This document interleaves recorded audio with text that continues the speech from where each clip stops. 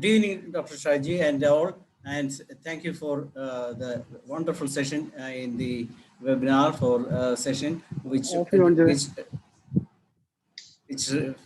really shows how beautifully things can be changed in the future. So let me go to the other session.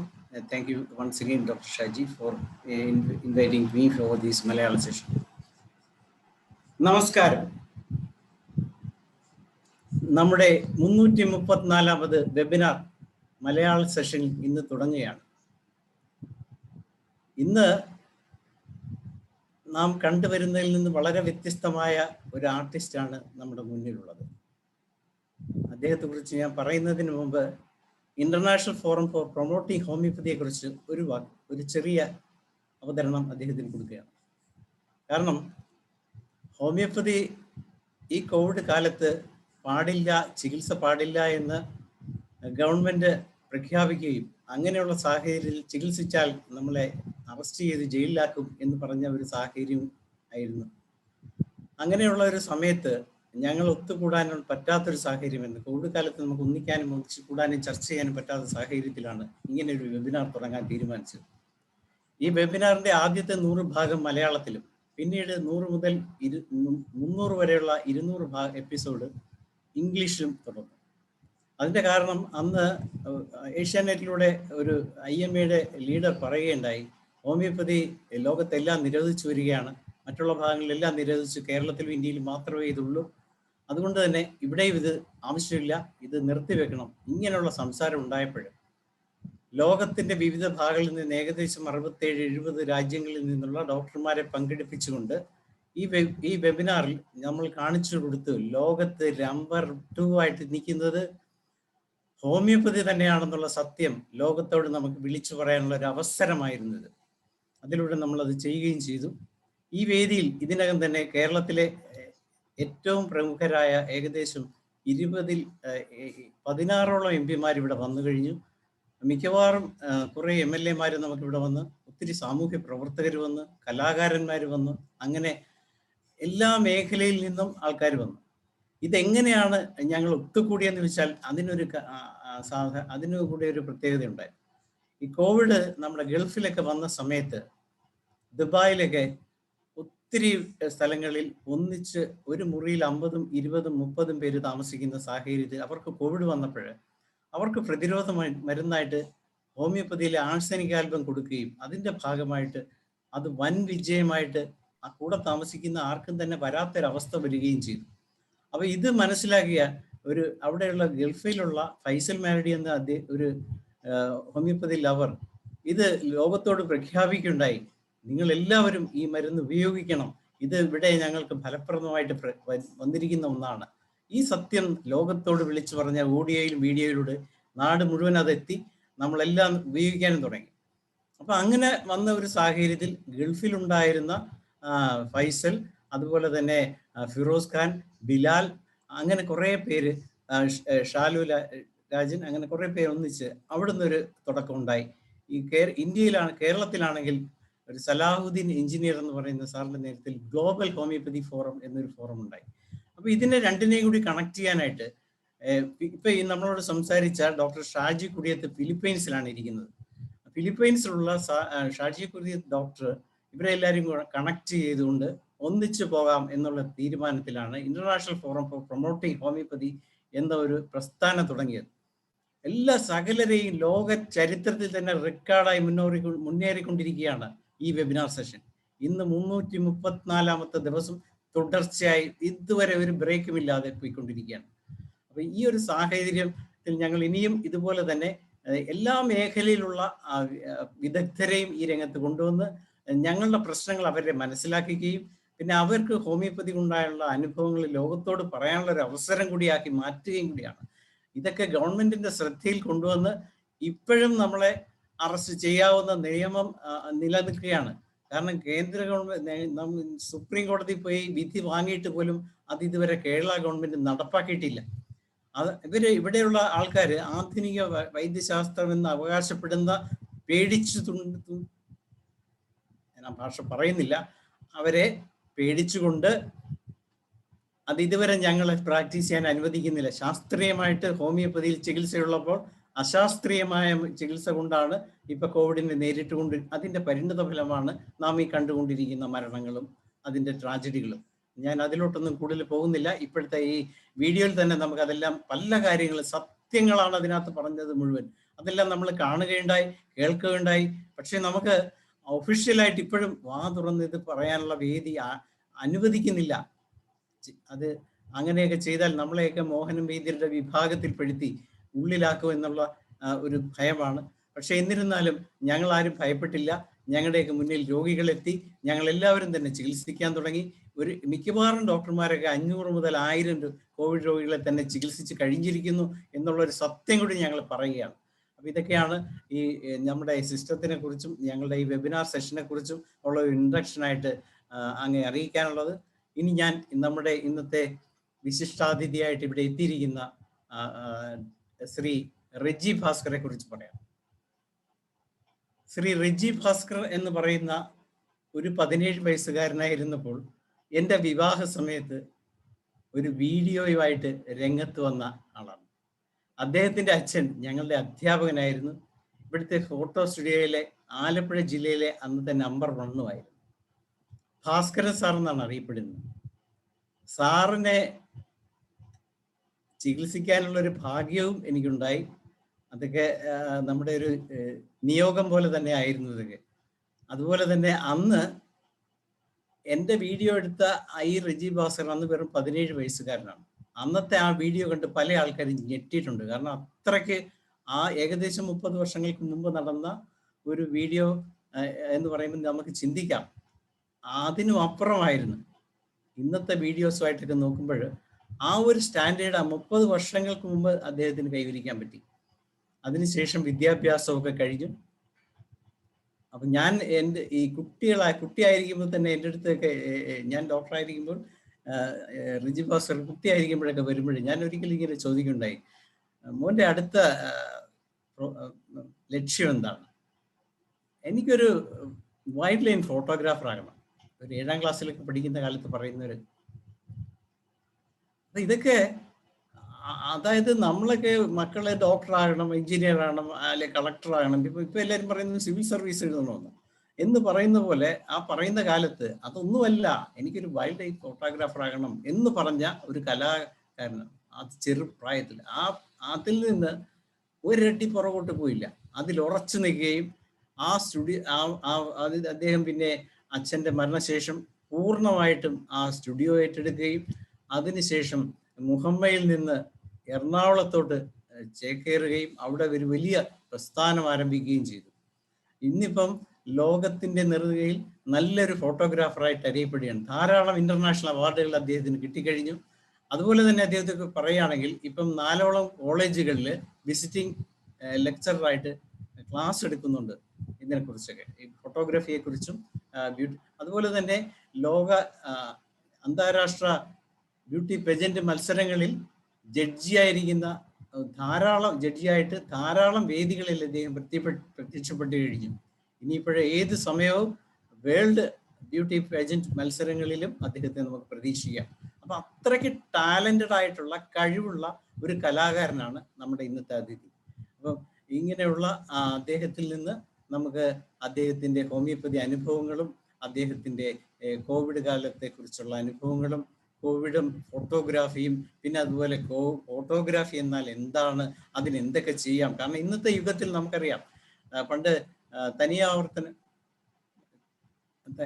നമ്മുടെ സിനിമയിൽ Sreenivasan photo എടുക്കാൻ നിൽക്കുമ്പോഴുള്ള ആ ഒരു photographer adjust ചെയ്യുന്ന ഒരു നിമിഷങ്ങളൊക്കെ നമ്മളൊന്ന് ആലോചിച്ചാൽ അറിയാം. പാർവതിയും ശ്രീനിവാസനും കൂടെ നിൽക്കുമ്പോൾ അതിനകത്ത് എങ്ങനെയാണ് ആ ഫോട്ടോഗ്രാഫർ അതൊക്കെ അഡ്ജസ്റ്റ് ചെയ്യുന്നത്. പക്ഷെ എത്ര വിരൂപമായ മുഖത്തെയും എത്ര സുന്ദരമായ ഒരു പുഞ്ചിരിയിൽ ഒപ്പിയെടുക്കാം.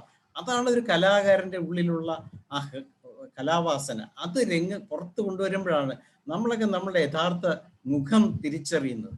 അപ്പൊ അങ്ങനെയുള്ള ഒരു പ്രശസ്ത കലാകാരൻ കൂടിയായ ഡോക്ടർ ശ്രീ റെജി ഭാസ്കറാണ് നമ്മുടെ അതിഥി. ഇനി ഈ വേദി ഞാൻ ശ്രീ റെജി ഭാസ്കർക്ക് കൈമാറുകയാണ്.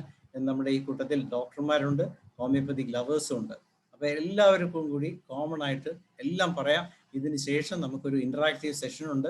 ഞങ്ങളുടെ ഡോക്ടർമാരും ഹോമിയോപ്പതി ലവേഴ്സ് ആയിട്ടുള്ള ഫ്രണ്ട്സും എല്ലാവരും ചോദ്യങ്ങളൊക്കെ ചോദിക്കും. അപ്പോൾ അത് ആ സമയത്ത് ഒരു ഹാൻഡ് റൈസിങ് സെഷൻ വെക്കും. അപ്പോൾ എല്ലാവരും ഹാൻഡ് റൈസ് ചെയ്യുന്ന മുറയ്ക്ക് നമ്മൾ വിളിക്കുന്നതായിരിക്കും. അപ്പോൾ ഇനി അങ്ങേക്ക് തുടങ്ങാം. Okay, thank you so much, Dr. Dhanesh. A wonderful introduction. I am overwhelmed. Actually, ഇത്രയൊക്കെ പറയണമെന്ന് എനിക്ക് അറിയത്തില്ലായിരുന്നു.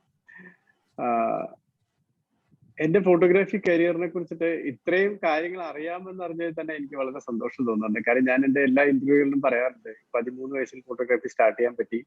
കാര്യം എൻ്റെ ഫാദർ അവിടുത്തെ സ്കൂളിലെ ഡ്രോയിങ് മാഷായിരുന്നു, ഒപ്പം തന്നെ സ്റ്റുഡിയോ ഉണ്ടായിരുന്നു. സ്കൂളിൽ നിന്ന് നേരെ സ്റ്റുഡിയോയിലേക്ക് വരാനും വളരെ ചെറുപ്പത്തിലെ ഫോട്ടോഗ്രാഫി സ്റ്റാർട്ട് ചെയ്യാനും പറ്റി. നമ്മളൊരു ഫോട്ടോഗ്രാഫി ഇൻസ്റ്റിറ്റ്യൂട്ടിലും പഠിക്കാതെ ഏകദേശം 150ഓളം ഫോട്ടോഗ്രാഫി വർക്ക്ഷോപ്പുകൾ ഓൾ കേരള നടത്താൻ പറ്റിയിട്ടുണ്ട്. ഇന്നിപ്പോ കാനൺ കമ്പനിയുടെ ബ്രാൻഡ് അംബാസിഡറാണ് കേരളത്തിലെ. അപ്പോ ഇപ്പോഴും ഈ കോവിഡ് കാലത്തും ആകെ ഒരു റിലീഫ് എന്ന് പറയാനായിട്ട് ഈ വെബിനാറുകൾ മാത്രമാണ്. എനിക്ക് തോന്നുന്നു ഈ മാസം 5 വെബിനാർ ഓൾറെഡി ഞാൻ ചെയ്തു കഴിഞ്ഞു. അപ്പോ എന്നെ കുറിച്ച് ഞാൻ കൂടുതൽ പറയുന്നതിനപ്പുറത്തേക്ക് ഹോമിയോപ്പതിയുമായിട്ടുള്ള ബന്ധം പറയുകയാണെങ്കിൽ ഒരിക്കലും മറക്കാനാവാത്ത കുറെ അനുഭവങ്ങളുണ്ട്. അതില് ഈ സാധാരണ നമ്മൾ അനുഭവങ്ങൾ പറയുമ്പോൾ ഞാൻ അവിടെ കണ്ടു അല്ലെങ്കിൽ എനിക്ക് പരിചയമുള്ള ഒരാൾ, അങ്ങനെയൊന്നുമല്ല. എൻ്റെ ഫാമിലിയിലുണ്ടായ എൻ്റെ ലൈഫില് ചിലപ്പോൾ ഞാൻ ഏറ്റവും ആദ്യം ഹോമിയോപ്പതി ഡോക്ടർ എന്ന് പറഞ്ഞ് കേൾക്കുന്ന ഡോക്ടർ പത്മസേനൻ വൈദ്യൻ എന്ന് പറയുന്ന കായ്പടുത്തുള്ള ഡോക്ടറാണ് കുട്ടിക്കാലത്ത് പോയിക്കൊണ്ടിരുന്നത്, തീരെ ചെറുതായിരുന്നു. അത് കഴിഞ്ഞിട്ട് പിന്നെ ഡോക്ടർ ധനേഷിനെ കാണാൻ തുടങ്ങിയിട്ട് പിന്നെ വേറൊരു ഹോമിയോ ഡോക്ടറെ കാണേണ്ടി വന്നിട്ടില്ല ഇതുവരെ. അപ്പൊ എൻ്റെ അച്ഛന്റെ അസുഖകാലത്തൊക്കെ ഏറ്റവും കൂടുതൽ ഒരു ഫാമിലി ഫ്രണ്ട് എന്ന രീതിയിലും നമ്മളൊരു മൂത്ത ജ്യേഷ്ഠൻ എന്ന രീതിയിലും വളരെ ഏത് പാതിരാത്രിക്കും നമുക്ക് വിളിക്കാൻ പറ്റിയൊരു വളരെ കുടുംബ സുഹൃത്തായിരുന്നു ഡോക്ടർ ധനേഷ്. അച്ഛന്റെ കാലത്തെ കുറിച്ച് പറയുകയാണെങ്കിൽ ഒരുപാട് പറയണം, പക്ഷെ എനിക്ക് അതിലുപരി പറയാനായിട്ട് എപ്പോഴും മറക്കാനാവാത്ത the whole families out to him. Because എൻ്റെ ചേച്ചിയുടെ മോള് ചേച്ചി പ്രസവിച്ച സമയത്ത് എക്സ്റേ ഹോസ്പിറ്റലിൽ വെച്ചാണ് പ്രസവിച്ചത്. ഒരു 3 months കഴിഞ്ഞിട്ട് കുട്ടി കരയുന്നുണ്ട്. 2 ദിവസം നിർത്താതെ കരയുകയാണ്. ഈ ഹോസ്പിറ്റലിൽ കൊണ്ടുവന്ന് അവര് സെഡേഷൻ കൊടുക്കും, സെഡേഷൻ കഴിയുമ്പോൾ വീണ്ടും കരയുന്നു. എന്താണ് കാരണം എന്ന് ചോദിച്ചിട്ട് അവസാനം നമ്മള് പറയാൻ വയ്യ, ആ കുട്ടി മരിച്ചു പൊക്കോട്ടെ എന്ന് വരെ ആലോചിച്ചു പോയി. അത്രയ്ക്ക് നിർത്താ, കരഞ്ഞ് നമ്മളും കരഞ്ഞു, എല്ലാവരും കരഞ്ഞു. അവസാനം ഡോക്ടറെ നമ്മൾ ഹോസ്പിറ്റലൈസ്ഡ് ആണല്ലോ, അപ്പൊ പിന്നെ ഡോക്ടറെ വിളിക്കേണ്ട ആവശ്യമില്ല. എന്തിനും ധനേഷിനെ വിളിച്ച സമയത്ത് ഡോക്ടർ പറയാണ് ഒന്ന് കൊണ്ടുവരാൻ പറയാണ്. ജീവിതത്തിൽ നമ്മൾ ഈ അത്ഭുതം എന്നും ദൈവത്തിന്റെ കയ്യൊപ്പ് എന്നൊക്കെ പറയുന്ന നിമിഷങ്ങളാണ്. സത്യത്തില് ആ കുട്ടിയുടെ പ്രൈവറ്റ് പാർട്ടില് എന്തോ ഫംഗസോ അഴുക്കോ എന്ന് ഡോക്ടർ ജസ്റ്റ് എന്തോ ഒരു മരുന്നെടുത്ത് തേച്ചു. വിതിൻ സെക്കൻഡ്സ് ആ കുട്ടി കരച്ചിൽ നിർത്തിയാണ്. വളരെ സിമ്പിൾ ഒരു ടെക്നിക്ക്, അല്ലെങ്കിൽ അതൊരു തിരിച്ചറിയാനുള്ള കഴിവ്. ജീവിതത്തിൽ ഇത് പറയുമ്പോൾ എനിക്കിത് രോമാഞ്ചം ഉണ്ടാവുന്നുണ്ട്. അത്രയ്ക്ക് ജീവിതത്തിൽ ഉണ്ടായ ഒരു അനുഭവമാണ്. ഹോമിയോപ്പതി ആയിട്ട് ഞങ്ങളെ ഹോൾ ഫാമിലി, എനിക്ക് തോന്നുന്നു ഞാൻ എൻ്റെ ലൈഫിൽ ഒരു 2 വർഷം മുമ്പ് ഒരു അലർജിക്ക് ഇംഗ്ലീഷ് മെഡിസിൻ കഴിച്ചിട്ടുണ്ടെന്നല്ലാതെ ഞാൻ ജീവിതത്തിൽ വേറൊരു മെഡിസിൻ കഴിക്കാത്ത ആളാണ്. എനിക്ക് അവിടെ കോവിഡ് വന്നുകൊണ്ടാവാം ഞാൻ എൻ്റെ എല്ലാ സുഹൃത്തുക്കളോടും വളരെ പ്രൗഡായിട്ട് പറയുന്ന ഒരാളാണ്. എനിക്ക് ഭയങ്കര ഇമ്മ്യൂണിറ്റി ഉണ്ട്. ഞാൻ വളരെ ഡയറ്റ് കൺട്രോൾ ആണ്. ഇപ്പോൾ നിങ്ങൾക്ക് എല്ലാവർക്കും കണ്ടാൽ മനസ്സിലാവും, I'm like 47 years old, not looking good. എന്താ പറയാ, അത്രയും പൈസ എനിക്ക് തോന്നുന്നില്ല. ഞാൻ വളരെ ഡയറ്റൊക്കെ കൺട്രോൾ ചെയ്യുന്ന ഒരാളാണ്. അപ്പം ഹോമിയോപ്പതി ആയിട്ടുള്ള ബന്ധം, പിന്നെ എൻ്റെ അമ്മയുടെ ഒരിക്കലും ഇതുപോലെ യൂട്രസിന് ഒരു സിസ്റ്റ്, എൻ്റെ ചേച്ചിക്ക് ഒരു യൂട്രസിന് സിസ്റ്റ് വളർന്നിട്ട് ഓപ്പറേഷൻ ചെയ്തേ പറ്റൂ എന്നുള്ള പറഞ്ഞത്, അത് റെക്ടിഫൈ ചെയ്തത് നമ്മുടെ ഡോക്ടർ ഉണ്ടല്ലോ, ഗിരിജയുടെ ഹസ്ബൻഡ് ആയിരുന്നു. അപ്പം അങ്ങനെ നമുക്ക് ദിലീപ് ഡോക്ടറായിരുന്നു. ദിലീപ് ഡോക്ടർ ചേച്ചിയുടെ ക്ലാസ്മേറ്റിന്റെ ഹസ്ബൻഡ് ആയിരുന്നു. അപ്പൊ അങ്ങനെ മരുന്നൊക്കെ പാഴ്സൽ ചെയ്ത് കൊടുത്തും കോയമ്പത്തൂരാണ് അവർ സെറ്റിൽ ചെയ്തിരിക്കുന്നത്. അപ്പൊ അവർക്ക് എപ്പോഴും വരാൻ പറ്റില്ലായിരുന്നെങ്കിൽ അത് ഡോക്ടർ ദിലീപിനോടും എപ്പോഴും പുള്ളി വളരെ കുറച്ച് സംസാരിക്കുന്ന ഒരാളാണ്. ഡോക്ടർ ധനേഷുമായിട്ടുള്ള ബന്ധം എന്ന് പറഞ്ഞാൽ നമ്മൾ ഒരു ലൈക്ക് എ ഫാമിലി ഫ്രണ്ട് ആണ്. അപ്പൊ എനിക്ക് ഡോക്ടർ പറഞ്ഞപ്പോൾ വളരെ സന്തോഷം തോന്നി. ഡോക്ടറുടെ വെഡിങ്ങും ഡോക്ടറുടെ മോളുടെ വെഡിങ്ങും എനിക്ക് റീസെന്റ് ചെയ്യാൻ പറ്റി കഴിഞ്ഞ വർഷം കോവിഡ് സമയത്ത്. അപ്പൊ ഒരു 30 years of experience in my photography career, അതൊരു ഭയങ്കര സന്തോഷം തോന്നിയ നിമിഷങ്ങളാണ്. പിന്നെ എനിക്ക് നിങ്ങളോട് എല്ലാവരും എനിക്ക് വളരെ പ്രശസ്തരായ ഡോക്ടേഴ്സ് ആണ് ഇരിക്കുന്നത് എനിക്കറിയാം. പക്ഷെ നിങ്ങളെല്ലാം ശ്രദ്ധിച്ചാൽ മനസ്സിലാവും, ഇതൊരു ടിപ്പായിട്ട് എടുത്താൽ മതി. എന്റെ വീഡിയോയും നിങ്ങളുടെ വീഡിയോയും തമ്മിൽ എന്താണ് വ്യത്യാസം നിങ്ങൾക്ക് എല്ലാവർക്കും കണ്ടാൽ മനസ്സിലാവും. നിങ്ങളെല്ലാം ഉപയോഗിക്കുന്ന വെബ് ക്യാം ആയിരിക്കാം, അല്ലെങ്കിൽ മൊബൈലിൽ ഉപയോഗിക്കുന്ന ആരായിരിക്കാം. പക്ഷെ നിങ്ങളൊക്കെ എന്റെ വീഡിയോ കണ്ടാൽ അറിയാം, it's like A professional look ഇല്ലേ? അങ്ങനെ തോന്നുന്നില്ലേ നിങ്ങൾക്ക്? Yes, yes. അപ്പൊ അതിനുള്ള ടെക്നിക്സ് വേണം ഞാൻ പറഞ്ഞുതരാം. അങ്ങനെ നന്നായിട്ട് വീഡിയോ എങ്ങനെ എടുക്കാം, നമുക്ക് നോർമൽ ഈ DSLR ക്യാമറയിൽ എങ്ങനെ വെബിനാർ ചെയ്യാൻ പറ്റും. കാര്യം ഞാൻ നമ്മളെല്ലാവരും കാണാൻ വളരെ മോശമാണ് ഈ വെബിനാർ ഈ വെബ് ക്യാമിലൂടെ, because of this wide angle lens. ഒരാളുടെ പെർസ്പെക്റ്റീവ് വളരെ മോശമായിട്ടാണ് മൊബൈലിലും ഈ വെബിനാർ വെബ് ക്യാമിലൂടെയും. അതാണ് ഇത്ര വൈഡ് ആംഗിൾ. നിങ്ങൾ ഇരിക്കുന്ന എല്ലാ ഏരിയ ഇതിനകത്ത് കാണാം, നിങ്ങൾ ഇരിക്കുന്ന എല്ലാ ഏരിയയും ഫോക്കസ്ഡും ആണല്ലേ. നിങ്ങൾ ഇപ്പൊ ഡോക്ടറിന്റെ ബാക്ക്ഗ്രൗണ്ടിൽ ഇരിക്കുന്ന കുപ്പി വരെ കാണാം, പക്ഷെ ഞാനിരിക്കുന്ന കസേര പോലും നിങ്ങൾക്ക് കാണാമോ, എന്റെ മുഖം മാത്രമാണ് ഫോക്കസ്. അപ്പൊ അതിന് ഷാലോ ഡെപ്ത് ഓഫ് ഫീൽഡ് എന്നാണ് ടേംസ് പറയുന്നത്. അങ്ങനെ ഇട്ട് നമുക്ക് എപ്പോഴും ഭയങ്കര പ്രോമിനൻസിയും പിന്നെ ലൈറ്റിംഗ് ഭയങ്കര ഇമ്പോർട്ടന്റ് ആണ്. ഇപ്പൊ നിങ്ങളെല്ലാം വീട്ടിലിരുന്ന് വെബിനാർ ചെയ്യുന്ന ആൾക്കാരാണ്, പക്ഷെ എന്നാലും ഒരു പാസ്പോർട്ട് സൈസ് ഫോട്ടോ എടുത്താൽ പോലും ഭംഗിയായിട്ട് ഇരിക്കണമെന്ന് ആഗ്രഹിക്കാത്ത ലോകത്ത് ഒരു മനുഷ്യരും ഉണ്ടാവുമെന്ന് ഞാൻ തോന്നുന്നില്ല. അപ്പൊ എല്ലാവരും ഭംഗിയായിട്ട് തന്നെ കാണണമെന്ന് ആഗ്രഹിക്കുന്ന ഒരു എന്റെ ഒരു എസ്തെറ്റിക് സെൻസ് ആവാം. അപ്പൊ അതിന് ഉള്ള ടൂൾസ് ഞാൻ പേഴ്സണലി വേണമെങ്കിൽ പറഞ്ഞുതരാം. പിന്നെ എന്റെ ഫോട്ടോഗ്രാഫി കരിയറിൽ എന്താ പറയാ, ഡോക്ടർ പറഞ്ഞ പോലെ എനിക്ക് വളരെ സന്തോഷം തോന്നിയ കാര്യം, ഞാൻ നേരത്തെ പറഞ്ഞ പോലെ ഇൻസ്റ്റിറ്റ്യൂട്ടിൽ പഠിക്കാതെ തന്നെ ഇപ്പൊ കാനന്റെ ഒരു ബ്രാൻഡ് അംബാസഡർ ആകാൻ എനിക്ക് പറ്റി. എനിക്ക് തോന്നുന്നു ഈ കോവിഡ് സമയത്ത് ഈ കേരളത്തിലെ എന്നല്ല ലോകത്തെ, I think the whole world is facing the financial crisis. എനിക്ക് തോന്നുന്നു നിങ്ങൾക്കൊക്കെ മാത്രമേ കാശുള്ളൂ, ബാക്കി എല്ലാ ഫീൽഡിലും വളരെ മോശം അവസ്ഥയാണ്. എക്സ്പെഷ്യലി ഫോട്ടോഗ്രാഫി, കോവിഡ് ഫോട്ടോഗ്രാഫിനെ ഭയങ്കരമായിട്ട് എഫക്ട് ചെയ്തിട്ടുണ്ട്. It's badly hit. കാരണം ഞാനൊരു അഡ്വർടൈസിങ് ഫാഷൻ ഫോട്ടോഗ്രാഫർ ആണ്.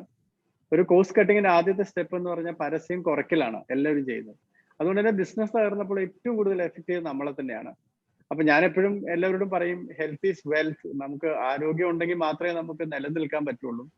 കാര്യം നമ്മള് പണ്ട് എപ്പോഴും വളരെ സ്വകാര്യമായ അഹങ്കാരത്തോടുകൂടി പറയായിരുന്നു, ഒരു 4-5 ദിവസം ഷൂട്ട് ചെയ്തിട്ട് ബാക്കി 20 ദിവസം വെറുതെ ഇരിക്കാൻ പറ്റിയ ഒരു പ്രൊഫഷൻ ആയിരുന്നു എന്റെയൊക്കെ പ്രൊഫഷൻ എന്ന് പറഞ്ഞാൽ. അപ്പം ഞാൻ ഒരിക്കലും ഒരു ഇന്റർവ്യൂവിൽ ഞാൻ ഭയങ്കര ഹാർഡ് വർക്ക് ചെയ്ത് ഇത്ര ആയി എന്ന് ഞാൻ ഒരിക്കലും പറയില്ല. കാര്യം ഫോട്ടോഗ്രാഫി എനിക്ക് ഒരിക്കലും ഒരു ഹാർഡ് വർക്ക് ആയിട്ട് തോന്നിയിട്ടില്ല. It's like A smart work. പിന്നെ ഒരു ഫോട്ടോഗ്രാഫിനെ ഒരു ആർട്ടായിട്ട് കണ്ടിട്ടുള്ള ആളായതുകൊണ്ടാവാം എനിക്ക് ഇന്നുവരെയും ഒരിക്കലും ഇതൊരു ഭയങ്കര ഞാൻ കഷ്ടപ്പെട്ട് വളർന്നു എന്ന് ഞാൻ ഒരു ഇന്റർവ്യൂവിലും പറഞ്ഞിട്ടില്ല. ഞാൻ എന്റെ കഷ്ടപ്പാടുകളെ ഞാൻ ഇഷ്ടപ്പെട്ടാണ് ജോലി ചെയ്തുകൊണ്ടിരുന്നത്. നിങ്ങളെല്ലാവരും പാഷനേറ്റ് ആയിട്ട് ഡോക്ടേഴ്സ് ആയ ആൾക്കാരാണ്, ദൈവത്തിന്റെ ഏറ്റവും അടുത്ത് നിൽക്കുന്ന ആൾക്കാരാണ്. കാര്യം നമുക്കൊരു അസുഖം വരുമ്പോഴാണല്ലോ നിങ്ങളുടെ ഏറ്റവും ഇമ്പോർട്ടൻസ് നമ്മൾ മനസ്സിലാക്കുന്നത്. അപ്പം ഹോമിയോപ്പതി ഈ ഞാനിപ്പോ ഒതന്റിക് ആയിട്ട് പറയേണ്ട ഒരു ആവശ്യമില്ല, കാരണം നിങ്ങളെല്ലാം പ്രൂവ്ഡ് ആണ്. പിന്നെ എനിക്ക് ഇപ്പോഴും ഇപ്പൊ ഡോക്ടർ പറഞ്ഞപ്പോഴാണ് ഗവൺമെന്റ് ഇത്ര ഇതിനെ ഒപ്പോസ് ചെയ്തതിന്റെ സീരിയസ്നെസ് ഒക്കെ മനസ്സിലാവണം. I still don't understand. കാര്യം എനിക്ക് തോന്നുന്നു ഒരു ഹോമിയോ ഡോക്ടർക്കും കോവിഡ് വന്നതായിട്ട് ഞങ്ങൾ ആരും കേട്ടിട്ടില്ല. പക്ഷെ ഇവിടെയുള്ള എല്ലാ അലോപ്പതി ഡോക്ടർമാർക്കും കോവിഡ് വന്നിട്ടുണ്ട് ഓൾറെഡി. ഇപ്പൊ എന്റെ സിസ്റ്ററാണ് അക്യൂപഞ്ചർ ഡോക്ടർ, ഫീലറാണ്, അവർക്ക് ആർക്കും കോവിഡ് വന്നിട്ടില്ല. അതുകൊണ്ട് തന്നെ ഞാനിപ്പോ വളരെ ഒതന്റിക് ആയിട്ട് എല്ലാ എന്റെ സുഹൃത്തുക്കളോടും പറയാറുണ്ട്. കാര്യം നമ്മളെല്ലാം നിങ്ങളുടെ പ്രതിരോധ മരുന്നാണ് എല്ലാവരും കഴിച്ചുകൊണ്ടിരുന്നത്. അത് കഴിച്ച എനിക്ക് തോന്നുന്നത് 90% ആൾക്കാർക്കും കോവിഡ് വന്നതായിട്ട് നമുക്ക് കണ്ടിട്ടില്ല. അപ്പൊ അതിന്റെ ഈ വളരെ എഫക്റ്റീവ് ആയിട്ട് നിങ്ങൾ സമൂഹത്തിന് നൽകുന്ന ഒരു എന്താ പറയാ, it's like A divine thing. ഈ ഒരു സംഭാവന ഒരിക്കലും നമുക്ക് തള്ളിക്കളയാനാവില്ല. അപ്പൊ അത് എന്തായാലും ഇത് തിരിച്ചറിയപ്പെടും എന്ന് തന്നെയാണ്. ആ തിരിച്ചറിയപ്പെടട്ടെ, അതിനുള്ള എന്ത് നീക്കുപോക്കും നമുക്ക് നടത്താൻ പറ്റും. കാര്യം എനിക്കിപ്പം അത്യാവശ്യം നമ്മൾ ഈ ഇലക്ഷൻ ഒക്കെ ഫോട്ടോ എടുക്കുന്ന എല്ലാ മിനിസ്റ്റർമാരുമായിട്ട് നമ്മൾ ഇത്തവണ നമ്മുടെ അടുത്ത് നിന്ന് എടുത്ത പി പ്രസാദിന്റെ ഫോട്ടോ ഞാൻ എടുത്തപ്പോൾ അദ്ദേഹം കൃഷിമന്ത്രി ആവുകയും നമ്മളുടെ ഈ കോവിഡ് സമയത്ത് കഴിഞ്ഞ മാസം നമ്മുടെ വീട്ടിലൊരു കൃഷി ഉണ്ടായിട്ട് അത് ഉദ്ഘാടനം ചെയ്യാൻ വരികയൊക്കെ ചെയ്തിട്ടുണ്ടായിരുന്നു. അപ്പൊ നമ്മൾ ഈ ഗവൺമെന്റ് തലത്തിൽ നിങ്ങളുടെ ഇൻഫ്ലുവൻസും എല്ലാം ഇതാക്കി, എന്തുകൊണ്ടാണ് ചിലപ്പോൾ ഇത് മോഡേൺ മെഡിസിന്റെ ഒരു അവരുടെ ഒരു ഒതന്റിസിറ്റി അല്ലെങ്കിൽ ഇൻസെക്യൂരിറ്റി ഉണ്ടാവാം. അതൊന്നും ഞാൻ ആധികാരികമായിട്ട് പറയുന്നില്ല, അതിന് ആളുമല്ല ഞാൻ. എനിക്ക് പറയാൻ കഴിയുന്നതും എനിക്ക് നിങ്ങളെ സഹായിക്കാൻ കഴിയുന്നതും ടെക്നിക്കലി നിങ്ങളുടെ ഈ വെബ് ക്യാം നന്നാക്കാൻ എനിക്ക് പറ്റും. നിങ്ങളൊക്കെ ഫോട്ടോഗ്രാഫിക്ക് എങ്ങനെ പോസ് ചെയ്യണമെന്ന് എനിക്ക് ചിലപ്പോൾ പറഞ്ഞുതരാൻ പറ്റും. പിന്നെ എന്നെ കുറിച്ചിട്ട് ഞാൻ ഇപ്പൊ ഡോക്ടർ പറഞ്ഞ പോലെ ഞാൻ എന്റെ ഫോട്ടോഗ്രാഫി കരിയർ സ്റ്റാർട്ട് ചെയ്തപ്പോൾ എനിക്ക് കിട്ടിയ എല്ലാ അവാർഡ്സും നേച്ചർ റിലേറ്റഡ് അവാർഡ്സ് ആയിരുന്നു. പക്ഷെ പിന്നീട് എൻ്റെ അടുത്ത് എല്ലാ ഇന്റർവ്യൂ ചെയ്യുന്ന ആൾക്കാർ ചോദിക്കാറുണ്ട്, എന്തുകൊണ്ടാണ് പിന്നെ പീപ്പിൾ ഫോട്ടോഗ്രാഫിയിലേക്ക് മാറിയത്. ശരിക്കും വൈൽഡ് ലൈഫ് ഫോട്ടോഗ്രാഫി ഭയങ്കര പാഷൻ ഉണ്ടായിരുന്നെങ്കിലും പിന്നീട് ഞാൻ ഒരു പ്രായത്തില് ഒരിക്കലും 17-ാമത്തെ വയസ്സിലാണ് എൻ്റെ ആദ്യത്തെ എനിക്ക് അവാർഡ് കിട്ടുന്നത്. അത് ഒരു ഡോക്യുമെന്ററി എടുത്തിട്ടാണ്, ഇന്നും മരിക്കാത്ത വേമ്പനാട് എന്ന് പറയുന്ന ഒരു ഡോക്യുമെന്ററി. ഞാൻ എൻ്റെ കരിയർ സ്റ്റാർട്ട് ചെയ്ത വീഡിയോഗ്രാഫർ ആയിട്ടായിരുന്നു, ഡോക്ടർ നേരത്തെ സൂചിപ്പിച്ചിട്ടുണ്ടായിരുന്നു.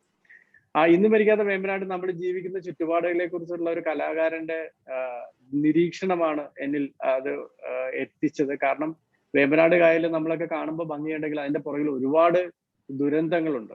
തണ്ണീർമുക്കം ബണ്ടും കണ്ടൽക്കാടുകളുടെ നശീകരണം, അങ്ങനെ അതിനെ കുറിച്ചിട്ടുള്ള റിലവൻസ് ഉള്ള ഒരു സബ്ജക്ട് അതെനിക്ക് സ്റ്റേറ്റ് ലെവൽ അവാർഡ് കിട്ടുകയാണ്. 17ാമത്തെ വയസ്സിലൊരു സ്റ്റേറ്റ് ലെവൽ അവാർഡ് കിട്ടിയത് കൊണ്ട് തന്നെ എനിക്ക് സിനിമാറ്റോഗ്രാഫി ചെയ്യണമെന്നുള്ള ആഗ്രഹം ഉണ്ടായിരുന്നു. അങ്ങനെ പോകാനായിട്ടൊക്കെ ഇരുന്ന സമയത്താണ് ഡോക്ടർക്ക് അറിയാം എന്റെ ഫാദർ സ്ട്രോക്ക് വന്ന് ഇങ്ങനെ പാരലൈസ്ഡ് ഒക്കെ ആയിട്ട് വർഷങ്ങളോളം ഹോസ്പിറ്റലൈസ്ഡ് ആയി. അങ്ങനെ 2000 അച്ഛൻ മരിക്കുമ്പോൾ ഞാൻ സത്യത്തിൽ നമ്മൾ തകർന്ന് ഒരു രീതിയിലും ഫൈനാൻഷ്യലി ആണെങ്കിലും എല്ലാം കൊണ്ടും ഒരു അവസ്ഥയിൽ എത്തി നിന്നതാണ്. പിന്നീട് ഞാൻ ആക്ച്വലി എന്റെ കോളേജ് വിദ്യാഭ്യാസം പോലും പൂർത്തിയാക്കാൻ പറ്റിയിട്ടില്ല. അപ്പൊ അതും എനിക്ക് അഭിമാനമാണ്. ഞാനൊരു ഡിഗ്രി പോലും പാസ്സാവാതെ ഇന്ന് കേരളത്തിലെ വലിയ 4 കോളേജുകളിലെ ഗസ്റ്റ് ഫാക്കൽറ്റിയാണ്. അപ്പൊ ഞാനതിന് ഡിസ്റ്റിങ് ഫോട്ടെ എന്നാണ് പറയുന്നത്. ഡിസ്റ്റിങ് ഫോട്ടെ എന്ന് പറഞ്ഞാൽ ബേസിക്കലി ഒരു വ്യക്തി അയാളുടെ കഴിവ് തിരിച്ചറിയുക. കാരണം ഇപ്പൊ AR റഹ്മാൻ ഒരു പോയിന്റിൽ എത്തുമ്പോൾ അയാളുടെ ലൈഫ് മ്യൂസിക് ആണെന്ന് അറിയുക, സച്ചിൻ ടെണ്ടുൽക്കർ അത് ക്രിക്കറ്റ് ആണെന്ന് അറിയുക, അതിൽ ഫോക്കസ് ചെയ്യുക എന്നുള്ളതാണ്. ഇപ്പൊ ഡോക്ടർ പറഞ്ഞാൽ ഈ നമ്മുടെ നാട്ടിൻപുറത്തേക്ക് പണ്ട് ഒന്നുകിൽ ഗവൺമെന്റ് ഉദ്യോഗം കിട്ടുക, അല്ലെങ്കിൽ ഡോക്ടർ ആവുക, അല്ലെങ്കിൽ എഞ്ചിനീയർ ആവുക, അഡ്വക്കേറ്റ് ആവുക, ഇല്ലെങ്കിൽ സർക്കാർ ജോലി കിട്ടുക. ഈ ഒരു തൊപ്പിയാണ് തയ്പ്പിച്ച് വെച്ചിരിക്കുന്നത് വീട്ടുകാർ. പക്ഷെ ഇന്ന് വരെ ഞാനൊരു ജോലിയെ കുറിച്ച് ചിന്തിച്ചിട്ട് പോലും എനിക്ക് സത്യത്തിൽ വേറൊരു ജോലി അറിഞ്ഞുകൂടാ, ഫോട്ടോഗ്രാഫി അല്ലാതെ ചായ ഇടാൻ പോലും അറിയാൻ പറ്റാത്ത ഒരാളാണ് ഞാൻ. പക്ഷെ എനിക്ക് അതൊരു റിഗ്രഷനും ജീവിതത്തിൽ തോന്നിയിട്ടില്ല. ഈ കോവിഡ് കാലത്തും വളരെ ക്രൈസിസ് ഉള്ള ഒരുപാട് ഫോട്ടോഗ്രാഫേഴ്സ് സാമ്പത്തികമായിട്ടും ഒക്കെ പരാധീനതപ്പെട്ടപ്പോൾ നമ്മൾ അതിനുള്ള വഴികൾ കണ്ടെത്തി എന്നുള്ളതാണ്. അപ്പൊ ഞാൻ കാനന്റെ മെന്റർ ആയത് ആക്ച്വലി ഇത് ഒരുപാട് വലിയ ഫോർമാലിറ്റി ഉള്ള ഒരു കാര്യമാണ്. കാരണം അതിന് ഒരുപാട് ക്രൈറ്റീരിയകളൊക്കെ വേണമായിരുന്നു. ഞാൻ ആ ഡോക്യുമെന്റേഷനിലൊക്കെ കുറച്ച് മടിയുള്ള ആളാണ്, കാര്യം ഫോട്ടോ എടുക്കാൻ അറിയാമെന്നല്ല. അപ്പൊ കഴിഞ്ഞ ലോക്ക്ഡൌണിന് തൊട്ട് മുമ്പ് ആയിരുന്നു അവരെനിക്ക് എന്റെ അടുത്ത് അപ്രോച്ച് ചെയ്ത്. അപ്പൊ എന്റെ വീഡിയോ കോൾ ഇന്റർവ്യൂ എല്ലാം ചെയ്യണമായിരുന്നു. അപ്പൊ ആ ലോക്ക്ഡൌൺ വന്നതുകൊണ്ട് എനിക്ക് തോന്നുന്നത് ലോകത്ത് ഏറ്റവും കൂടുതൽ സന്തോഷിച്ചിട്ടുള്ള ഒരേ ഒരാൾ ഞാനായിരിക്കും. എനിക്ക് ആ സമയത്താണ് ഇതിന്റെ ഇങ്ങനെ അഡ്മിഷൻ കിട്ടുന്നതും അവർ ഇന്റർവ്യൂ ചെയ്ത് ഇതാക്കിയതും. നമുക്ക് അതിനുള്ള ബെനിഫിറ്റ്സ് എന്ന് പറഞ്ഞാൽ എനിക്ക് പറയാൻ പറ്റും. അത്രയ്ക്ക് ഒരു കാനൺ പോലത്തെ ഇന്റർനാഷണൽ കമ്പനിയുടെ ബ്രാൻഡ് അംബാസിഡർ ആകുമ്പോൾ ദേ ഗീവ് ദ ക്യാമറ. ഇപ്പൊ എനിക്ക് ഒരു വർഷമായിട്ട് ഞാൻ കംപ്ലീറ്റ്ലി എക്വിപ്ഡ് ആയിട്ടുള്ള ഇപ്പൊ ഞാൻ നിങ്ങൾ എന്നെ കാണുന്ന വെബിനാർ ക്യാമറ പോലും കാനന്റെ ഏറ്റവും ലേറ്റസ്റ്റ് മോഡൽ R5 എന്ന് പറഞ്ഞ ക്യാമറയാണ്. ഏകദേശം 3 ലക്ഷം രൂപ വരുന്ന ക്യാമറയാണ്. അപ്പം നിങ്ങൾക്ക് വെബ് ക്യാം ചെയ്യാൻ അല്ലെങ്കിൽ വെബിനാർ ചെയ്യാൻ വെറും 50,000 രൂപയുള്ള വെറും 50,000 രൂപ എന്ന് പറയുന്നത് തെറ്റിദ്ധരിക്കരുത്. നമ്മളെ സംബന്ധിച്ചിട്ട് വെറും 50,000 രൂപയുള്ള നല്ല ക്യാമറ ഉണ്ടെങ്കിൽ ഇതുപോലെ സെയിം എഫക്റ്റിൽ നിങ്ങൾക്ക് വെബിനാർ ചെയ്യാൻ പറ്റും, വ്ളോഗ് ചെയ്യാൻ പറ്റും, നല്ല ഭംഗിയിൽ നിങ്ങൾക്ക് വീഡിയോയും ഫോട്ടോ എല്ലാം എടുക്കാൻ പറ്റും. അതൊരു ഇൻഫർമേഷന് വേണ്ടി പറഞ്ഞതാണ്. അപ്പൊ എന്റെ കരിയറിൽ പിന്നെ ഡോക്ടർ പറഞ്ഞ പോലെ ഞാൻ പിന്നെ എങ്ങനെയാണ് പോപ്പുലർ ആയെന്ന് വെച്ചാൽ ഈ ഫാഷൻ ഷോകളിലും പേജന്റുകൾ ഏകദേശം 35ഓളം ബ്യൂട്ടി പേജന്റുകളിൽ ജഡ്ജ് ആകാനായിട്ട് പറ്റി. ഫോർ ലക്ക് എന്ന് പറയാൻ ഗോഡ്സ് ഗ്രേസ്. എനിക്ക് തന്നെ കേരളത്തിൽ ഒരു ഫോട്ടോഗ്രാഫർക്ക് കിട്ടാത്തൊരു ഭാഗ്യമായിരുന്നു അത്. നമുക്ക് ഒരുപാട് ചാനൽ ഇന്റർവ്യൂകൾ എനിക്ക് നിങ്ങൾക്ക് തന്നെ ഗൂഗിൾ ചെയ്താൽ തന്നെ നമുക്കിപ്പോ വെറുതെ തമാശക്ക് എന്റെ അടുത്ത് ആരെങ്കിലുമൊക്കെ പരിചയപ്പെടുമ്പോൾ ചോദിക്കും വോട്ട് ഡു യു ഡു എന്ന് ചോദിച്ചാൽ you can just Google me എന്ന് വളരെ പ്രൗഡായിട്ട് എനിക്ക് പറയാൻ പറ്റും. കാരണം നമ്മൾ നാട്ടിൻപുറത്ത് മലയാളം മീഡിയത്തിലൊക്കെ പഠിച്ച ഒരാളായിരുന്നു. എനിക്ക് ഒരുപാട് കോംപ്ലക്സുകൾ ഉണ്ടായിരുന്ന ഒരാളാണ്. 8ാം ക്ലാസ്സിൽ പഠിക്കുമ്പോൾ രണ്ടുപേർക്ക് സംസാരിച്ച മുട്ടടിക്കുന്ന സ്പോട്ട്ലൈറ്റ് സിൻഡ്രോം ഉണ്ടായിരുന്ന ഒരാളായിരുന്നു. പിന്നീട് ഞാൻ അതുകൊണ്ട് തന്നെ എനിക്ക് എന്നോട് തന്നെ എനിക്ക് തന്നെ ചിലപ്പോൾ അഭിമാനങ്ങൾ തോന്നാറുണ്ട്. പിന്നെ എക്സ്പെഷ്യലി അമ്മയ്ക്ക് ഞാൻ ഒരു ഫോട്ടോഗ്രാഫർ ആവരുതെന്നായിരുന്നു. കാരണം അച്ഛൻ സ്കൂളിൽ അധ്യാപകനും ഒപ്പം സ്റ്റുഡിയോ ഉണ്ടായിരുന്നു. അന്ന് നമ്മുടെ നാട്ടിൻപുറത്തൊക്കെ അധ്യാപകന് കിട്ടുന്ന റെസ്പെക്റ്റും ആ ഒരു കരുതലും ഒന്നും ഒരു സൈക്കിളിൽ ബാഗും തൂക്കി നടക്കുന്ന ഒരു ഫോട്ടോഗ്രാഫർ ആവേണ്ടത് എന്നൊരിക്കലും അമ്മയ്ക്ക് ഭയങ്കര എപ്പോഴും പറയുമായിരുന്നു. പക്ഷെ ഞാൻ ഒരിക്കലും വേറൊരു പ്രൊഫഷനെ കുറിച്ച് ചിന്തിച്ചിട്ടേ ഇല്ല. ഇന്ന് ആ അമ്മ തന്നെയാണ് മുഹമ്മയിലെ ബാസി സ്റ്റുഡിയോ എന്ന് പറഞ്ഞ സ്ഥാപനം നടത്തുന്നത്. She so proud of about me. Like നമ്മളിപ്പോ മുഹമ്മയിൽ ഇപ്പൊ ഡോക്ടർ എന്നെ വിളിച്ചത് തന്നെ എനിക്ക് ഭയങ്കര സന്തോഷം. നിങ്ങളെപ്പോലുള്ള വലിയ ആൾക്കാരുടെ മുമ്പിൽ എനിക്ക് ഇങ്ങനെ ഒരു പ്രസന്റേഷൻ ചെയ്യാൻ പറ്റിയതിൽ വളരെ സന്തോഷമുണ്ട്. ബേസിക്കലി ഞാൻ എല്ലാ വർക്ക്ഷോപ്പുകളിലും എല്ലാ വെബിനാറുകളിലും കാനന്റെ എല്ലാ വെബിനാറും ഇതുപോലെ റേഡിയോ പോലെ നമ്മളിങ്ങനെ പറയുന്നു, PPT പ്രസന്റേഷൻ ഉണ്ടാക്കുന്നത് കാണുന്നു.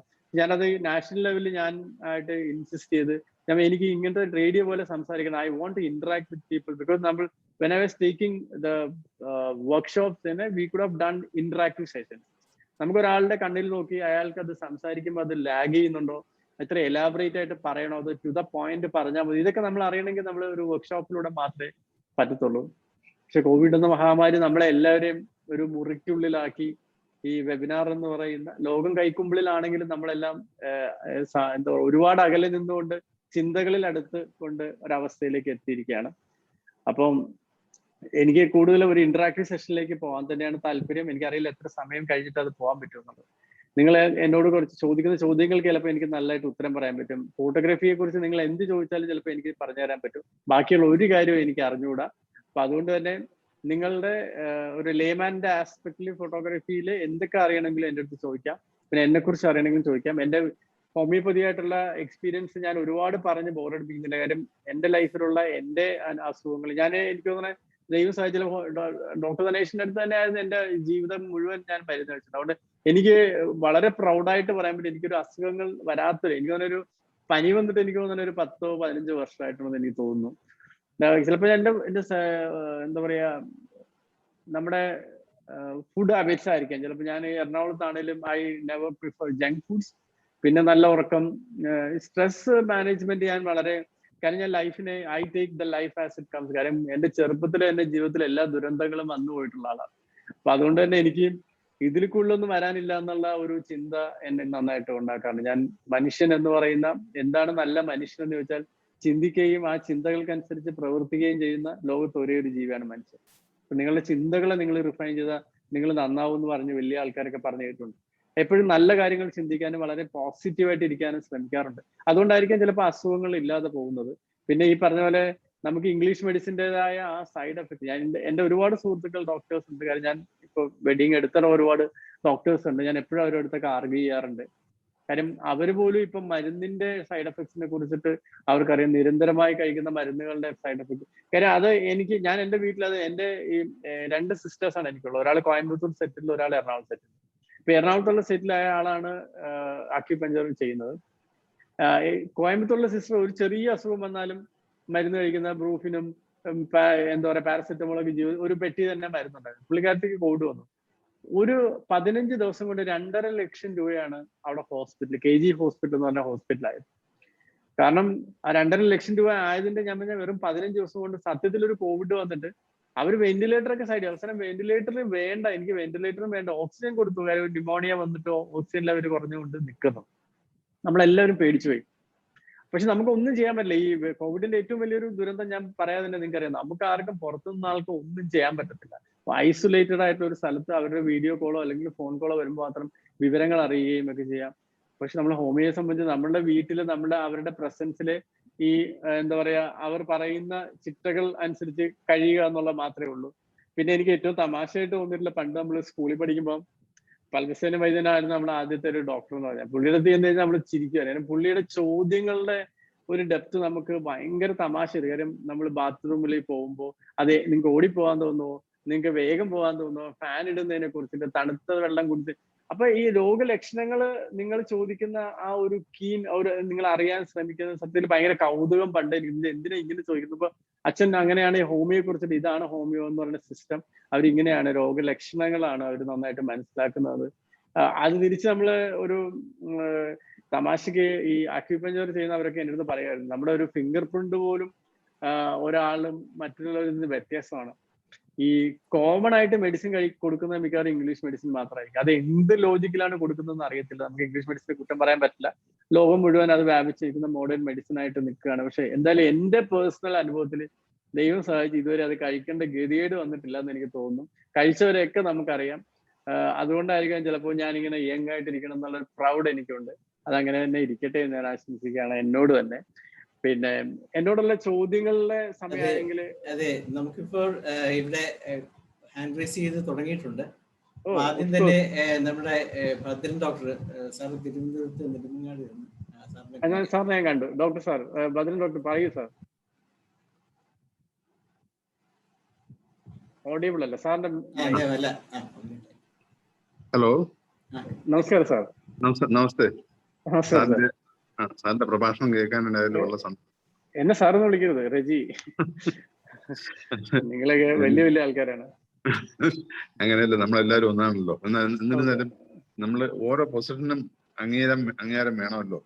തീർച്ചയായിട്ടും ശ്രീ രജി ഭാസ്കറിന്റെ പ്രസന്റേഷൻ നമ്മളുള്ള കുറെ സംസാരം വള്ളക്കൂടിലെ എന്തൂസിയാസ്റ്റിക് ആയിരുന്നു. വള്ളക്കൂടില് ഉത്തരങ്ങൾ നൽകുന്ന പ്രഭാഷണമായിരുന്നു. നല്ലൊരു ഈ ഫോട്ടോഗ്രാഫി ഫീൽഡിൽ ഇത്രയും ഷൈൻ ചെയ്യാൻ സാധിച്ചത് പാരമ്പര്യത്തിന്റെ ഗുണം കൂടെയാണ് എന്നുള്ളത് സന്തോഷകരമായിട്ടുള്ള കാര്യമാണ്. തീർച്ചയായിട്ടും. എന്റെ കൊച്ചുനാളില് എനിക്ക് ഫോട്ടോഗ്രാഫി വളരെ ഇഷ്ടമുള്ളതായിരുന്നു. പക്ഷെ അന്ന് വളരെ കോസ്റ്റ്ലി ആയിട്ടുള്ള ഒരു പ്രൊസീജിയർ ആയിരുന്നു ഫോട്ടോഗ്രാഫി എന്നത്. അപ്പൊ എന്നാലും എന്റെ അപ്പൂപ്പന് ഒരു ക്യാമറ ഉണ്ടായിരുന്നു. ഞാൻ SLR ഒക്കെ ഉള്ള പഴയ ടൈപ്പ് താഴെ നിന്ന് ക്ലിപ്പ് ചെയ്ത് മുകളിലോട്ടാക്കി ഫോട്ടോ ഫോക്കസ് ചെയ്യുന്ന ബെല്ലോസ് ഉള്ള ടൈപ്പ് ആയിരുന്നു. അന്ന് അതിന് ഫ്ലാഷ് വയ്ക്കാനുള്ള സൗകര്യമൊന്നും ഇല്ലാത്ത ക്യാമറ ആയിരുന്നു അന്ന്. അപ്പൊ 12 എക്സ്പോഷറാണ് അന്ന് ഈ കോണിക്ക ഫിലിമിന് കൊടക് ഫിലിമിന്റെ ഇറങ്ങി. കോണിക്ക ഫിലിം ഒക്കെ ആയിരുന്നു അന്ന്.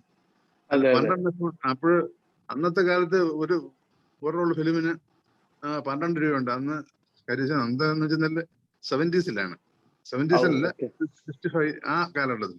അതിന്റെ വളരെ എക്സ്പെൻസീവ് ആണ്. അപ്പൊ അതുകൊണ്ട് പിന്നെ എന്റെ വേറൊരു ക്യാമറ, എന്റെ ഒരു ബന്ധുവിന്റെ വേറൊരു ക്യാമറ ഉണ്ട്. അതില് ഫ്ലാഷിനാണെങ്കിൽ ഓരോ ബൾബ് ഇടണം. അന്ന് ഓരോ ബൾബ് രൂപ കൊടുക്കണം. അപ്പൊ 12 എക്സ്പോഷനാണെങ്കിൽ അത് കുറെ രൂപയാവും. കാര്യം ചെന്നാൽ അന്നത്തെ പൈസക്ക് വളരെ കൂടുതൽ വിലയുള്ളതാണ്. ഞാൻ എന്റെ ഹോമിയോ പഠിച്ചുകൊണ്ടിരിക്കുന്ന അവസരത്തില് അപ്പോഴെനിക്ക് ഒരു പിന്നെ കാനന്റെ നല്ലൊരു ക്യാമറ ഉണ്ടായിരുന്നു. അത് വെച്ച് ഞാൻ എന്റെ ബന്ധുക്കളുടെ കല്യാണത്തിനൊക്കെ ഫോട്ടോ എടുത്തിട്ടുണ്ട്. നല്ല നിലവാരമുള്ള ഫോട്ടോ ആയിരുന്നു. അന്ന് GKL കമ്പനിയാണ്, മദ്രാസിൽ നിന്നാണ് പ്രിന്റൊക്കെ എടുത്തോണ്ടത്. അപ്പൊ ഓരോ കല്യാണത്തിന് എടുക്കുമ്പോൾ എനിക്ക് ഒരു 3000 രൂപ ചിലവാകും. അവരാരും ഒരു പൈസ വേണമെന്ന് ചോദിച്ചില്ല.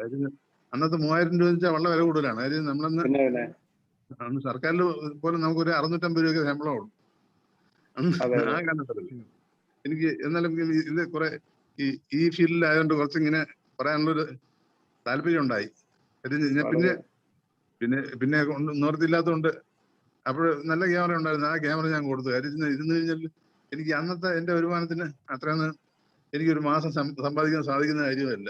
അന്ന് 3000 രൂപ. അതെ. വളരെ നന്നായിരുന്നു. എനിക്ക് ഈ പ്രഭാഷണം വളരെ ഇഷ്ടപ്പെട്ടു. അത് മാത്രമല്ല, താങ്കളുടെ അനുഭവങ്ങളെല്ലാം ഷെയർ ചെയ്യാനുള്ള മഹാമനസ്കതയും ആ സന്തോഷവും വളരെ കൂടുതൽ സന്തോഷം നൽകുന്നുണ്ട്. നമ്മുടെ സിസ്റ്റത്തിന് വേണ്ടി ഒരു അതിന്റെ ഒരു പ്രചാരകനും അല്ലെങ്കിൽ ഒരു വെൽവിഷറായിട്ട് താങ്കൾ നിലകൊള്ളുന്നു. എല്ലാവിധ ഭാഗങ്ങളും. അടുത്തത് തിരുവനന്തപുരത്ത് തന്നെയുള്ള ഡോക്ടർ ഹിബർട്ടിനെ ക്ഷണിക്കുകയാണ്. ഡോക്ടർ ഭയങ്കര പേരാണല്ലോ ഡോക്ടറിന്റെ. മൈ ഗോഡ്, അടിപൊളി പേര്. ഞാൻ 2 പ്രാവശ്യം വായിക്കാൻ നോക്കി. ഇത് ഇനി പ്രൊനൗൺസിയേഷൻ തെറ്റുണ്ടെന്ന് വിചാരിച്ചിട്ടാ പറയാൻ.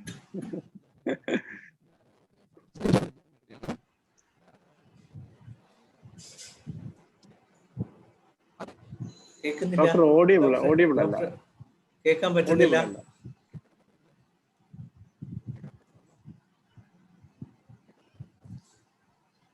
എന്തോ പറ്റിയിട്ടുണ്ടല്ലോ ഡോക്ടർ. മൈക്കിന് എന്തോ പ്രശ്നമുണ്ട്. ഓഡിയബിൾ അല്ല. ഇപ്പോഴാണായി. ഇല്ല, ഇപ്പോഴും കേൾക്കാൻ പറ്റുന്നില്ല. അല്ല, ഡോക്ടറുടെ മൈക്ക് കോഡ്ലെസ് മൈക്കാണോ? കേൾക്കാൻ വയ്യ ഡോക്ടർ. നമുക്ക് ഡോക്ടർ ശ്രീധര കുറിപ്പിലോട്ട് പോയിട്ട് തിരിച്ചു വരാം.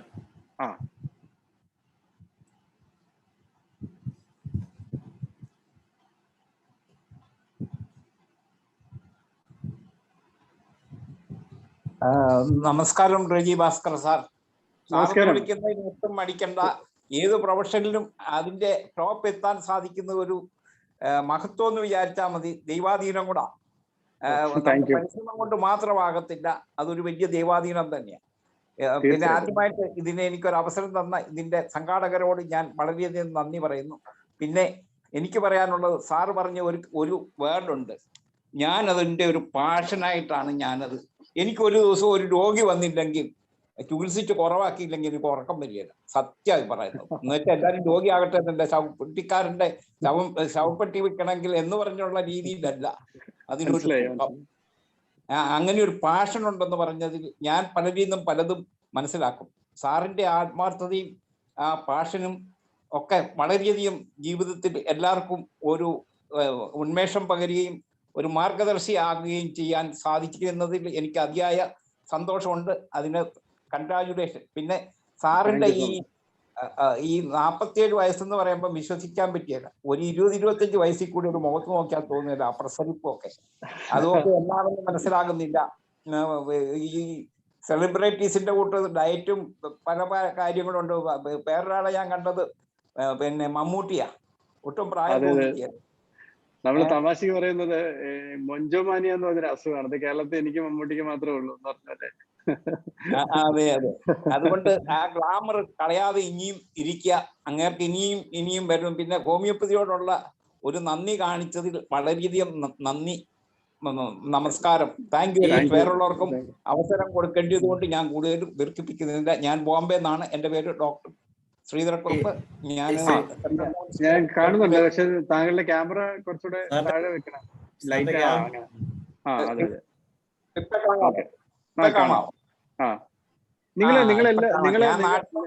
നിങ്ങളെല്ലാവർക്കും കാണാൻ വേണ്ടിട്ട് ഞാൻ വേണമെങ്കിൽ ഒരു സാധനം കാണിച്ചാൽ, ഇത് ഇങ്ങനത്തെ ഒരു സാധനമുണ്ട്. ഇതൊരു ലൈറ്റ് ആണ്.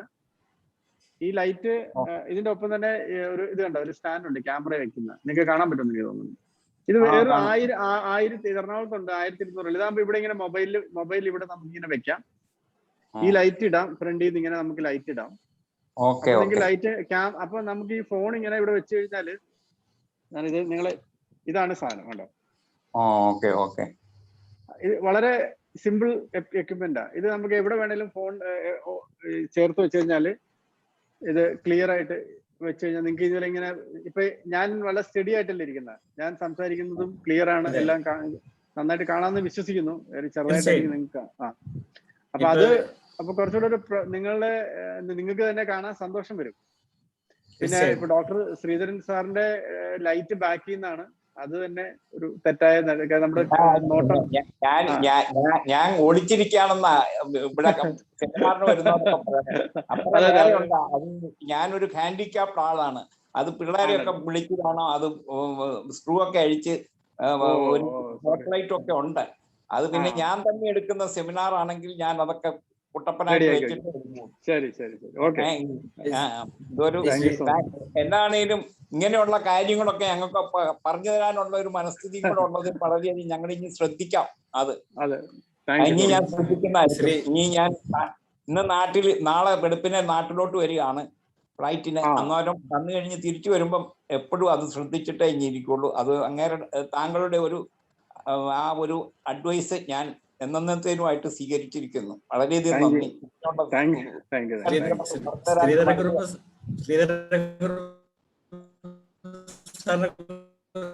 പറയുകയാണെങ്കിൽ സാറ്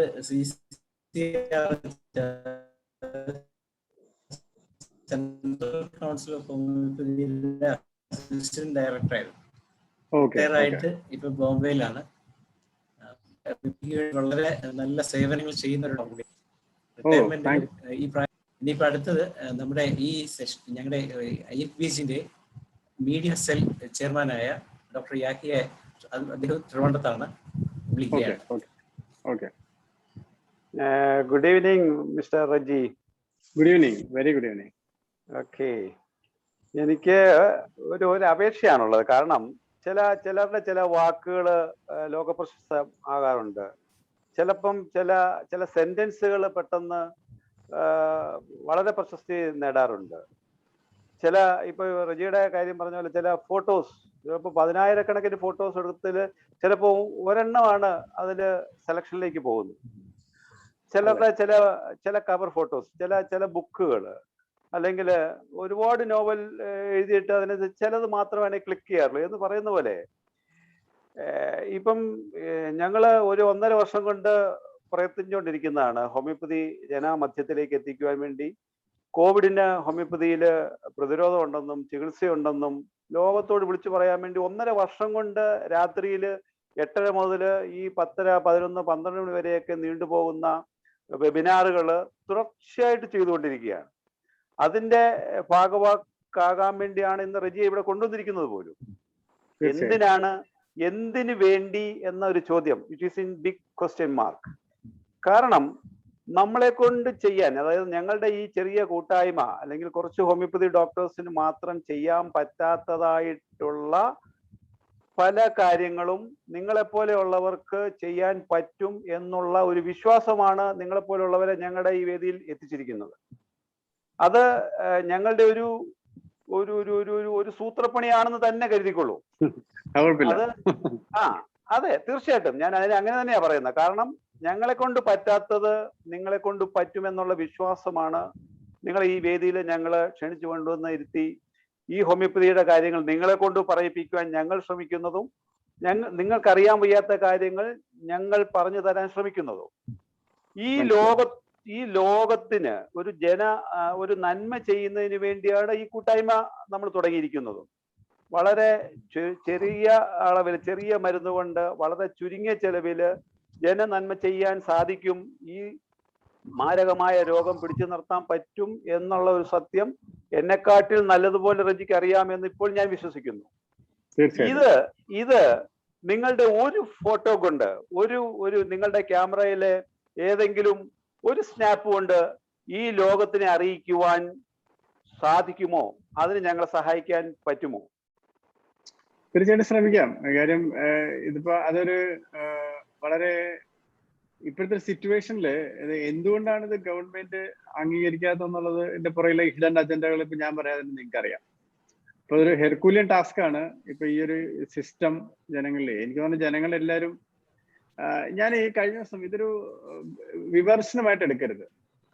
ഇപ്പൊ ഞാൻ ഐ എം ഡീലിംഗ് വിത്ത് ഈ മൾട്ടി മില്യനേഴ്സ് അല്ലെങ്കിൽ ബിസിനസ് സ്റ്റാർട്ട്. ഇപ്പൊ ഞാൻ അത് പറയാൻ കാരണം എന്ന് പറഞ്ഞാല് ഡോക്ടർ പി വിജയനെ കുറിച്ച് താങ്കളൊക്കെ കേട്ടുന്നത്. ഡോക്ടർ പി വിജയൻ ഡോക്ടറല്ല, ഈ പുള്ളിക്കാരനാണ് കേരളത്തിലെ ഏറ്റവും കൂടിയ മൈൻഡ് പവർ കൺസൾട്ടന്റ് എന്ന് പറഞ്ഞാൽ പുള്ളിയുടെ ഒരു ക്ലാസ്സിൽ എനിക്ക് തോന്നുന്ന ഞാൻ ഇരുന്ന ഒരു 450 പേരുള്ള ഒരു ക്ലാസ്സിൽ ഒരാളുടെ 10,000 രൂപ വെച്ച് 450 പേരെന്ന് പറയുമ്പോൾ നിങ്ങൾക്ക് ഊഹിക്കാം എത്ര രൂപ കിട്ടിക്കണം. എങ്ങനെ കോടീശ്വരനാകാം എന്നൊക്കെയാണ് പുള്ളിയുടെ ക്ലാസിന്റെ ടൈറ്റിൽ. അപ്പൊ അദ്ദേഹത്തിന്റെ ബുക്കിന്റെ കവറിന്റെ ഫോട്ടോ എന്നെ കൊണ്ട് അടുപ്പിച്ചത്. അപ്പം കവർ എടുപ്പിക്കാൻ പറഞ്ഞപ്പോൾ ഞാൻ ഒരാളുടെ പോർട്രേറ്റ് എടുക്കുമ്പോൾ ഈ പോർട്രേറ്റ് എന്ന് പറഞ്ഞാൽ അത് ഒരാളുടെ സ്വഭാവവും അയാൾ ചെയ്യുന്ന ജോലിയും ആ ഫോട്ടോ കണ്ട അയാൾ എന്ത് ചെയ്യുന്നു അറിയണം. അങ്ങനെ കുറെ കാര്യങ്ങളുണ്ട്. അപ്പൊ അദ്ദേഹം എൻ്റെ അടുത്ത് പറഞ്ഞു, റജി എന്റെ ക്ലാസ് ഒന്ന് വന്ന് അറ്റൻഡ് ചെയ്യും. അപ്പൊ എന്നെ കുറിച്ച് എന്റെ ബോഡി ലാംഗ്വേജ് ഒക്കെ അങ്ങനെ ഞാൻ ഈ ക്ലാസ്സിൽ 2 പ്രാവശ്യം അദ്ദേഹത്തിന്റെ ക്ലാസ് അപ്പൊ അവിടെ ഇരുന്ന എല്ലാം ബിസിനസ് ആൾക്കാരാണ്. അതുകൊണ്ട് തന്നെ ഞാൻ ഇത് പറയാൻ കാര്യം എനിക്കിങ്ങനെ എന്റെ ഒരു അജ്ഞതയായിട്ട് നിങ്ങൾ കണക്കാക്കരുത് എന്ന് പറയാൻ വേണ്ടിയാണ്. എന്തുകൊണ്ടാണ് ഈ ഹോമിയോപ്പതിയും അല്ലെങ്കിൽ വേറെ പല ഇതും നമ്മൾ അണ്ടർ എസ്റ്റിമേറ്റ് ചെയ്യപ്പെടുന്നതിന്റെ ബേസിക് റീസൺ, നിങ്ങളെല്ലാം ഇരിക്കുന്ന സ്ഥലങ്ങൾ വളരെ ചെറുതാണ്. എന്ന് പറഞ്ഞാല് നമ്മൾ വളരെ ഓണസ്റ്റ് ആയിട്ട് പറഞ്ഞാൽ നമുക്കൊരു ചെറിയൊരു റൂമില് ഒരു കസേര ഇട്ട് അല്ലെങ്കിൽ 10 പേര് പേഷ്യന്റ് മുമ്പ്, അല്ലെങ്കിൽ നിങ്ങളിപ്പോ 100 പേരെ നോക്കുന്നുണ്ടായിരിക്കാം. പക്ഷെ ഇത് നിങ്ങൾ ഇപ്പൊ ആസ്ട്രൽ മെഡിസിറ്റി എന്ന് പറയുന്ന വലിയൊരു ഹോസ്പിറ്റല് എന്തുകൊണ്ടാണ് ഇത്രയും പോപ്പുലർ ആയെന്ന് അവിടെ ഒരു ഡോക്ടറെയും കാണാൻ നിങ്ങൾക്ക് ചെല്ലാൻ പറ്റില്ല. ഇപ്പൊ പണ്ട് നമ്മൾ ടച്ചിലുണ്ട്, അല്ലെങ്കിൽ ഒരു വയറിന് അസുഖമുള്ള ഇപ്പം ഗംഗാധരൻ ഡോക്ടർ ക്യാൻസർ, ഇതൊക്കെ ഡോക്ടേഴ്സ് പേരെടുത്ത ആൾക്കാരാണ്. ഇവരെന്താ ചെയ്തതെന്ന് പറഞ്ഞാൽ അവരുടെ ബിസിനസ് സ്ട്രാറ്റജി എന്ന് പറഞ്ഞാല് ഇൻഫ്രാസ്ട്രക്ചർ ഭയങ്കര വലുതായിക്കൊണ്ട് അവിടെ ഒരാളുടെ വ്യക്തിയല്ല അവിടെ വലുതായത്, അത് ആ കമ്മ്യൂണിറ്റി എന്ന് വെച്ചാൽ ആ ഹോസ്പിറ്റലിനെ ബിസിനസ് വൽക്കരിച്ചു.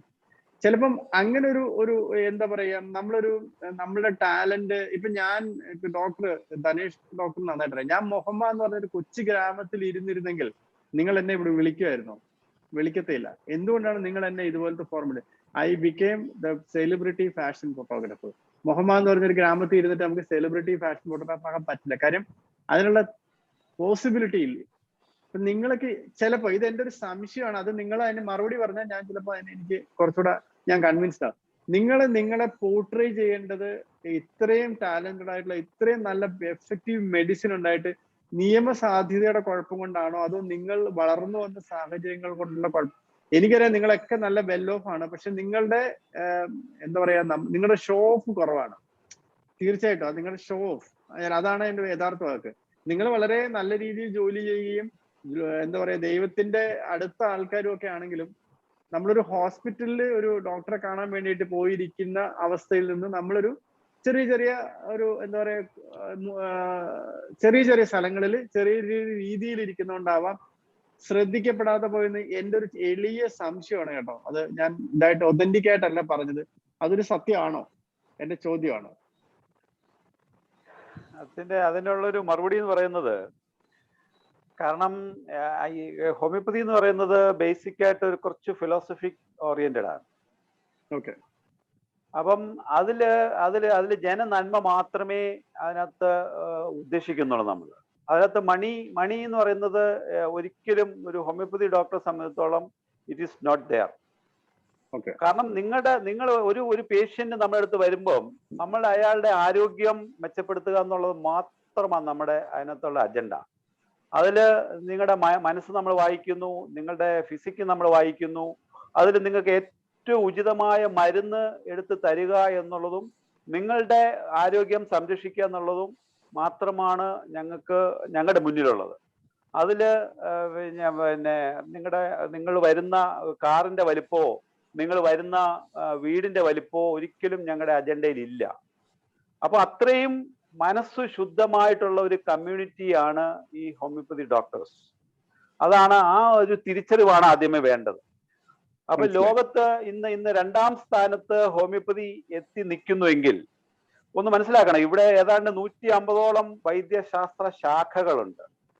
അതും 2000, 3000, 5000 വർഷം പഴക്കമുള്ള ശാഖകളാണ് പലതും.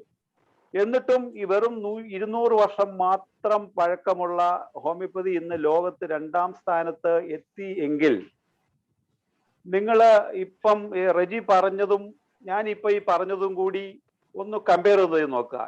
എന്തുകൊണ്ട് ഇത്രയും ചെറിയ ഇളയ തലമുറക്കാരനായ ഹോമിയോപ്പതി 2ാം സ്ഥാനത്ത് എത്തുവാൻ സാധിച്ചത് ഇതിന്റെ ഈ സിംപ്ലിസിറ്റി കൊണ്ട് തന്നെയാണ്. അടുത്ത ഒരു 50 വർഷത്തിനുള്ളിൽ ഇത് 1ാം സ്ഥാനത്ത് എത്തും എന്നുള്ളതും ഞങ്ങൾക്ക് ഉറപ്പുണ്ട്. എത്ര കണ്ട് ഹോമിയോപ്പതിയെ ചവിട്ടി തേക്കാൻ ശ്രമിച്ചു കഴിഞ്ഞാലും ഒരു ചെറിയ പനി പോലും ചികിത്സിക്കാൻ പ്രാപ്തരല്ല ഈ കാണുന്ന നിങ്ങൾ പറഞ്ഞ മണിമന്ദിരങ്ങൾ എല്ലാം. ഇപ്പൊ പറഞ്ഞ പേര്, എറണാകുളത്തുള്ള വലിയ സ്ഥാപനത്തിന്റെ പേര് നിങ്ങൾ പറഞ്ഞു, അവിടെ ഉള്ള മുഴുവൻ ഡോക്ടർമാരും മുഴുവൻ എക്യുപ്മെന്റ്സും ഒരുമിച്ച് പരിശ്രമിച്ചിട്ട് പോലും ഈ ചെറിയ ഒരു വൈറസ് ഉണ്ടാക്കിയ രോഗത്തെ പിടിച്ചു നിർത്താനുള്ള മരുന്നോ മന്ത്രമോ അതല്ലാന്നുണ്ടെങ്കിൽ ഒന്നും തന്നെ ഇല്ല എന്ന് ലോകം തിരിച്ചറിഞ്ഞ നാളുകളാണ് കഴിഞ്ഞു പോയിക്കൊണ്ടിരിക്കുന്നത്. അപ്പം പക്ഷെ ആ മഹാമാരിയെ പിടിച്ചു നിർത്തുവാൻ വേണ്ടി ഈ വൈദ്യശാസ്ത്രത്തിന് കഴിഞ്ഞുകൊണ്ടിരിക്കുന്നു എന്നുള്ള സത്യവും റെജി തിരിച്ചറിഞ്ഞതാണ്. ഇത് തന്നെയാണ് ഞങ്ങളുടെ വിജയത്തിന്റെ രഹസ്യം. അപ്പൊ അത് ഇപ്പോൾ ഈ പറഞ്ഞത് ഞങ്ങൾ ഈ പറയുന്ന രീതിയിലേക്ക് ഞങ്ങൾ മാറുകയാണെങ്കിൽ അവരും ഞങ്ങളും തമ്മിൽ എന്ത് വ്യത്യാസമാണുള്ളത്? തീർച്ചയായിട്ടും ഞങ്ങൾ മാറണോ വേണ്ടയോ? തീർച്ചയായിട്ടും ഞാനൊരു പരസ്യ ചിത്ര ഫോട്ടോഗ്രാഫർ ആയതുകൊണ്ട് നമ്മൾ ഈ പരസ്യത്തിന്റെ ഇമ്പാക്ട് നമ്മളിപ്പോ തമാശക്ക് പറയാറുണ്ട്. ഇപ്പോ അലമാര എന്ന് പറയുമ്പോൾ ഗോദ്രേജ്, പേസ്റ്റ് എന്ന് പറയുമ്പോൾ കോൾഗേറ്റ് എന്ന് നമ്മുടെ മനസ്സിലേക്ക് വരുന്നത് ഈ ഒരു പരസ്യത്തിന്റെ ഇമ്പാക്ട് കൊണ്ടാണ്. പക്ഷെ നിങ്ങൾ ഇപ്പൊ താങ്കൾ പറഞ്ഞ ജനഹൃദയങ്ങളിലേക്ക് നമ്മൾ ആ സിംപിൾസിറ്റി കൊണ്ടാണ് നിങ്ങളുടെ ലക്ഷ്യമെങ്കിൽ എനിക്ക് വാക്കുകളൊന്നും പറയാനില്ല. പക്ഷെ നമ്മൾ ഈ ഒരു കാലഘട്ടത്തില് നമ്മൾ അവരുമായിട്ട് കമ്പയർ ചെയ്യണ്ട. പക്ഷെ നമ്മൾ ഈ പരസ്യത്തിന്റെ ഒരു ചെറിയൊരു ടെക്നിക്ക് ഞാൻ പറഞ്ഞുതരാം. നമ്മുടെ സബ് കോൺഷ്യസ് മൈൻഡിനെ എത്ര ദൂരേക്ക് ഒരു പരസ്യത്തിന് കൊണ്ടുപോകാൻ കഴിയുന്നു ആ പരസ്യം വിജയിക്കും. എക്സാമ്പിൾ പറഞ്ഞാൽ ഇന്ദുലേഖ സോപ്പ് മമ്മൂട്ടിയാണ് പരസ്യം. മമ്മൂട്ടി ഇന്ദുലേഖ സോപ്പ് തേച്ചിട്ടല്ല കുളിച്ചതെന്ന് ഈ ലോകത്ത് എല്ലാവർക്കും അറിയാം. പക്ഷെ മമ്മൂട്ടി പറയുമ്പോൾ അത് വിശ്വസിക്കാനുള്ള കുറെ ആൾക്കാർ ഇവിടെ ഉണ്ട്. അതുകൊണ്ടാണ് ഈ സെലിബ്രിറ്റികളുടെ ആസ്പയർ ചെയ്യുന്ന ആൾക്കാർ പറയുന്നത് കൊണ്ട് വിശ്വസനീയമായ രീതിയിൽ പോർട്രേ ചെയ്യുന്നതാണ് ഒരു പരസ്യം വിജയിക്കുന്നത്. ഞാൻ നിങ്ങൾ പരസ്യപ്പെടുത്തണമെന്നല്ല ഞാൻ പറഞ്ഞത്. നിങ്ങൾ മൗത്ത് പബ്ലിസിറ്റി ഇപ്പോ നിങ്ങളുടെ എല്ലാ ഡോക്ടർമാരും ഇതിന്റെ പരസ്യം ചെയ്യാൻ പാടില്ലെന്ന് നിയമം തന്നെ ഉള്ളതാണ്, ഈവൻ അലോപ്പതിക്കും പോലും. പക്ഷെ എത്രയോ ഹോസ്പിറ്റലുകളുടെ പരസ്യം ഞാൻ ചെയ്തിട്ടുണ്ട്. അതെല്ലാം നിങ്ങൾ മൗത്ത് പബ്ലിസിറ്റി ആയിരിക്കും. ഒരു പ്രദേശത്ത് ഒരു ഡോക്ടർ നരേഷിനെ മുഹമ്മേൽ അറിയാത്ത ആരുമില്ല.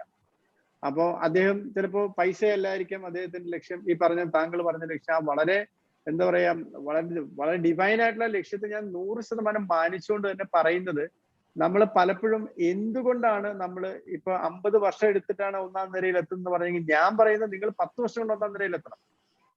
നിങ്ങൾക്ക് പറയാൻ ഉദ്ദേശിക്കുന്ന കാര്യങ്ങൾ ലോകത്തോട് പറയാൻ നമുക്ക് എന്ത് മാർഗം സ്വീകരിക്കണോ അത് നമ്മൾ സ്വീകരിക്കണം എന്ന് തന്നെയാണ് എൻ്റെ അഭിപ്രായം. അതിന് നമ്മുടെ സൈഡിൽ നിന്ന് എന്ത് സഹായം വേണമെങ്കിലും ഞാൻ ചെയ്തു തരാൻ തയ്യാറാണ്. 50 വർഷമല്ല നിങ്ങൾ ടാർഗറ്റ് ചെയ്യേണ്ടത്. നിങ്ങൾ ടാർഗറ്റ് ചെയ്യേണ്ട 10 വർഷം കൊണ്ട് നിങ്ങൾ നമ്പർ 1 ഈ മോഡേൺ മെഡിസിൻ അല്ല യഥാർത്ഥത്തിൽ മനുഷ്യ ശരീരത്തിന് ആവശ്യം, ഹോമിയാണ് ഏറ്റവും എഫക്റ്റീവ് എന്ന് നമ്മൾ തെളിയിക്കാൻ നമ്മൾ എന്താണ് ചെയ്യേണ്ടതെന്ന് കൂടി ആലോചിക്കണം എന്നാണ് എൻ്റെ ഒരു എളിയ അഭിപ്രായം. അത് തന്നെയാണ് ഞങ്ങളിവിടെ ഈ വെബിനാറിലൂടെയൊക്കെ നടത്തിക്കൊണ്ടിരിക്കുന്നത്. കാരണം ഈ കോവിഡ് കാലം തന്നെ അതൊരു തിരിച്ചറിവിന്റെ ഒരു കാലം തന്നെയാണ്. കാരണം ഇപ്പൊ തന്നെ ഹോമിയോപ്പതി എന്ന് പറയുന്ന സിസ്റ്റത്തെ കുറിച്ച് ജനങ്ങൾ വളരെ മതിപ്പോടു കൂടി സംസാരിക്കുകയാണ്. കോവിഡ് ആണോ, ഹോമിയോപ്പതിയിലോട്ട് പോകും, ചികിത്സയുണ്ട് എന്ന് ജനം തന്നെ പറയാൻ തുടങ്ങി. ഈ സർക്കാരിന്റെ മുന്നിൽ ഇത് ഒരു വലിയ കീറാമുട്ടയായി മാറിയിരിക്കുകയാണ്. കാരണം അവർ തടഞ്ഞിട്ടും ജനം നമ്മുടെ എല്ലാ ക്ലിനിക്കുകളിലോട്ട് ഒഴുകി എത്തുകയാണ്. കോവിഡുകാർ ഇന്നും വന്നു, കോവിഡ് പേഷ്യൻസ്. അവർക്കിപ്പോൾ വരാൻ പറ്റാത്തതുകൊണ്ട് അവരുടെ ബൈസ്റ്റാൻഡേഴ്സ് വിളിച്ചിട്ടാണ് വരുന്നത്. പക്ഷെ നമ്മളെല്ലാം ഒരു 75 ദിവസം മുതലുള്ള 90 വയസ്സ് വരെയുള്ള ആൾക്കാരെയൊക്കെ കോവിഡ് വന്നവരെ ചികിത്സിച്ചു കഴിഞ്ഞു വിത്ത് റെക്കോർഡ്സ്. അപ്പൊ അതാണ് എന്റെ വേറൊരു സംശയം. ഈ വാക്സിൻ എടുക്കുന്നതിനെ കുറിച്ചുള്ള കാര്യം, ഞാൻ വീഡിയോ ലേറ്റ് ആയിട്ടാണ് കണ്ടു തുടങ്ങിയത്. എന്നാലും വാക്സിൻ കാര്യം ഞാൻ വാക്സിൻ ഇതുവരെ എടുത്തിട്ടില്ല. അപ്പൊ പല ഷൂട്ടിങ്ങുകൾക്ക് ഇപ്പൊ വാക്സിൻ ഉണ്ടെങ്കിൽ മാത്രമേ നമ്മൾ എൻട്രി ചെയ്യിക്കൂ എന്നുള്ള അവസ്ഥ എത്തിയിട്ടുണ്ട്. വാക്സിൻ എടുക്കുന്നതിനെ കുറിച്ചുള്ള അഭിപ്രായം എന്താണ് നിങ്ങളുടെ?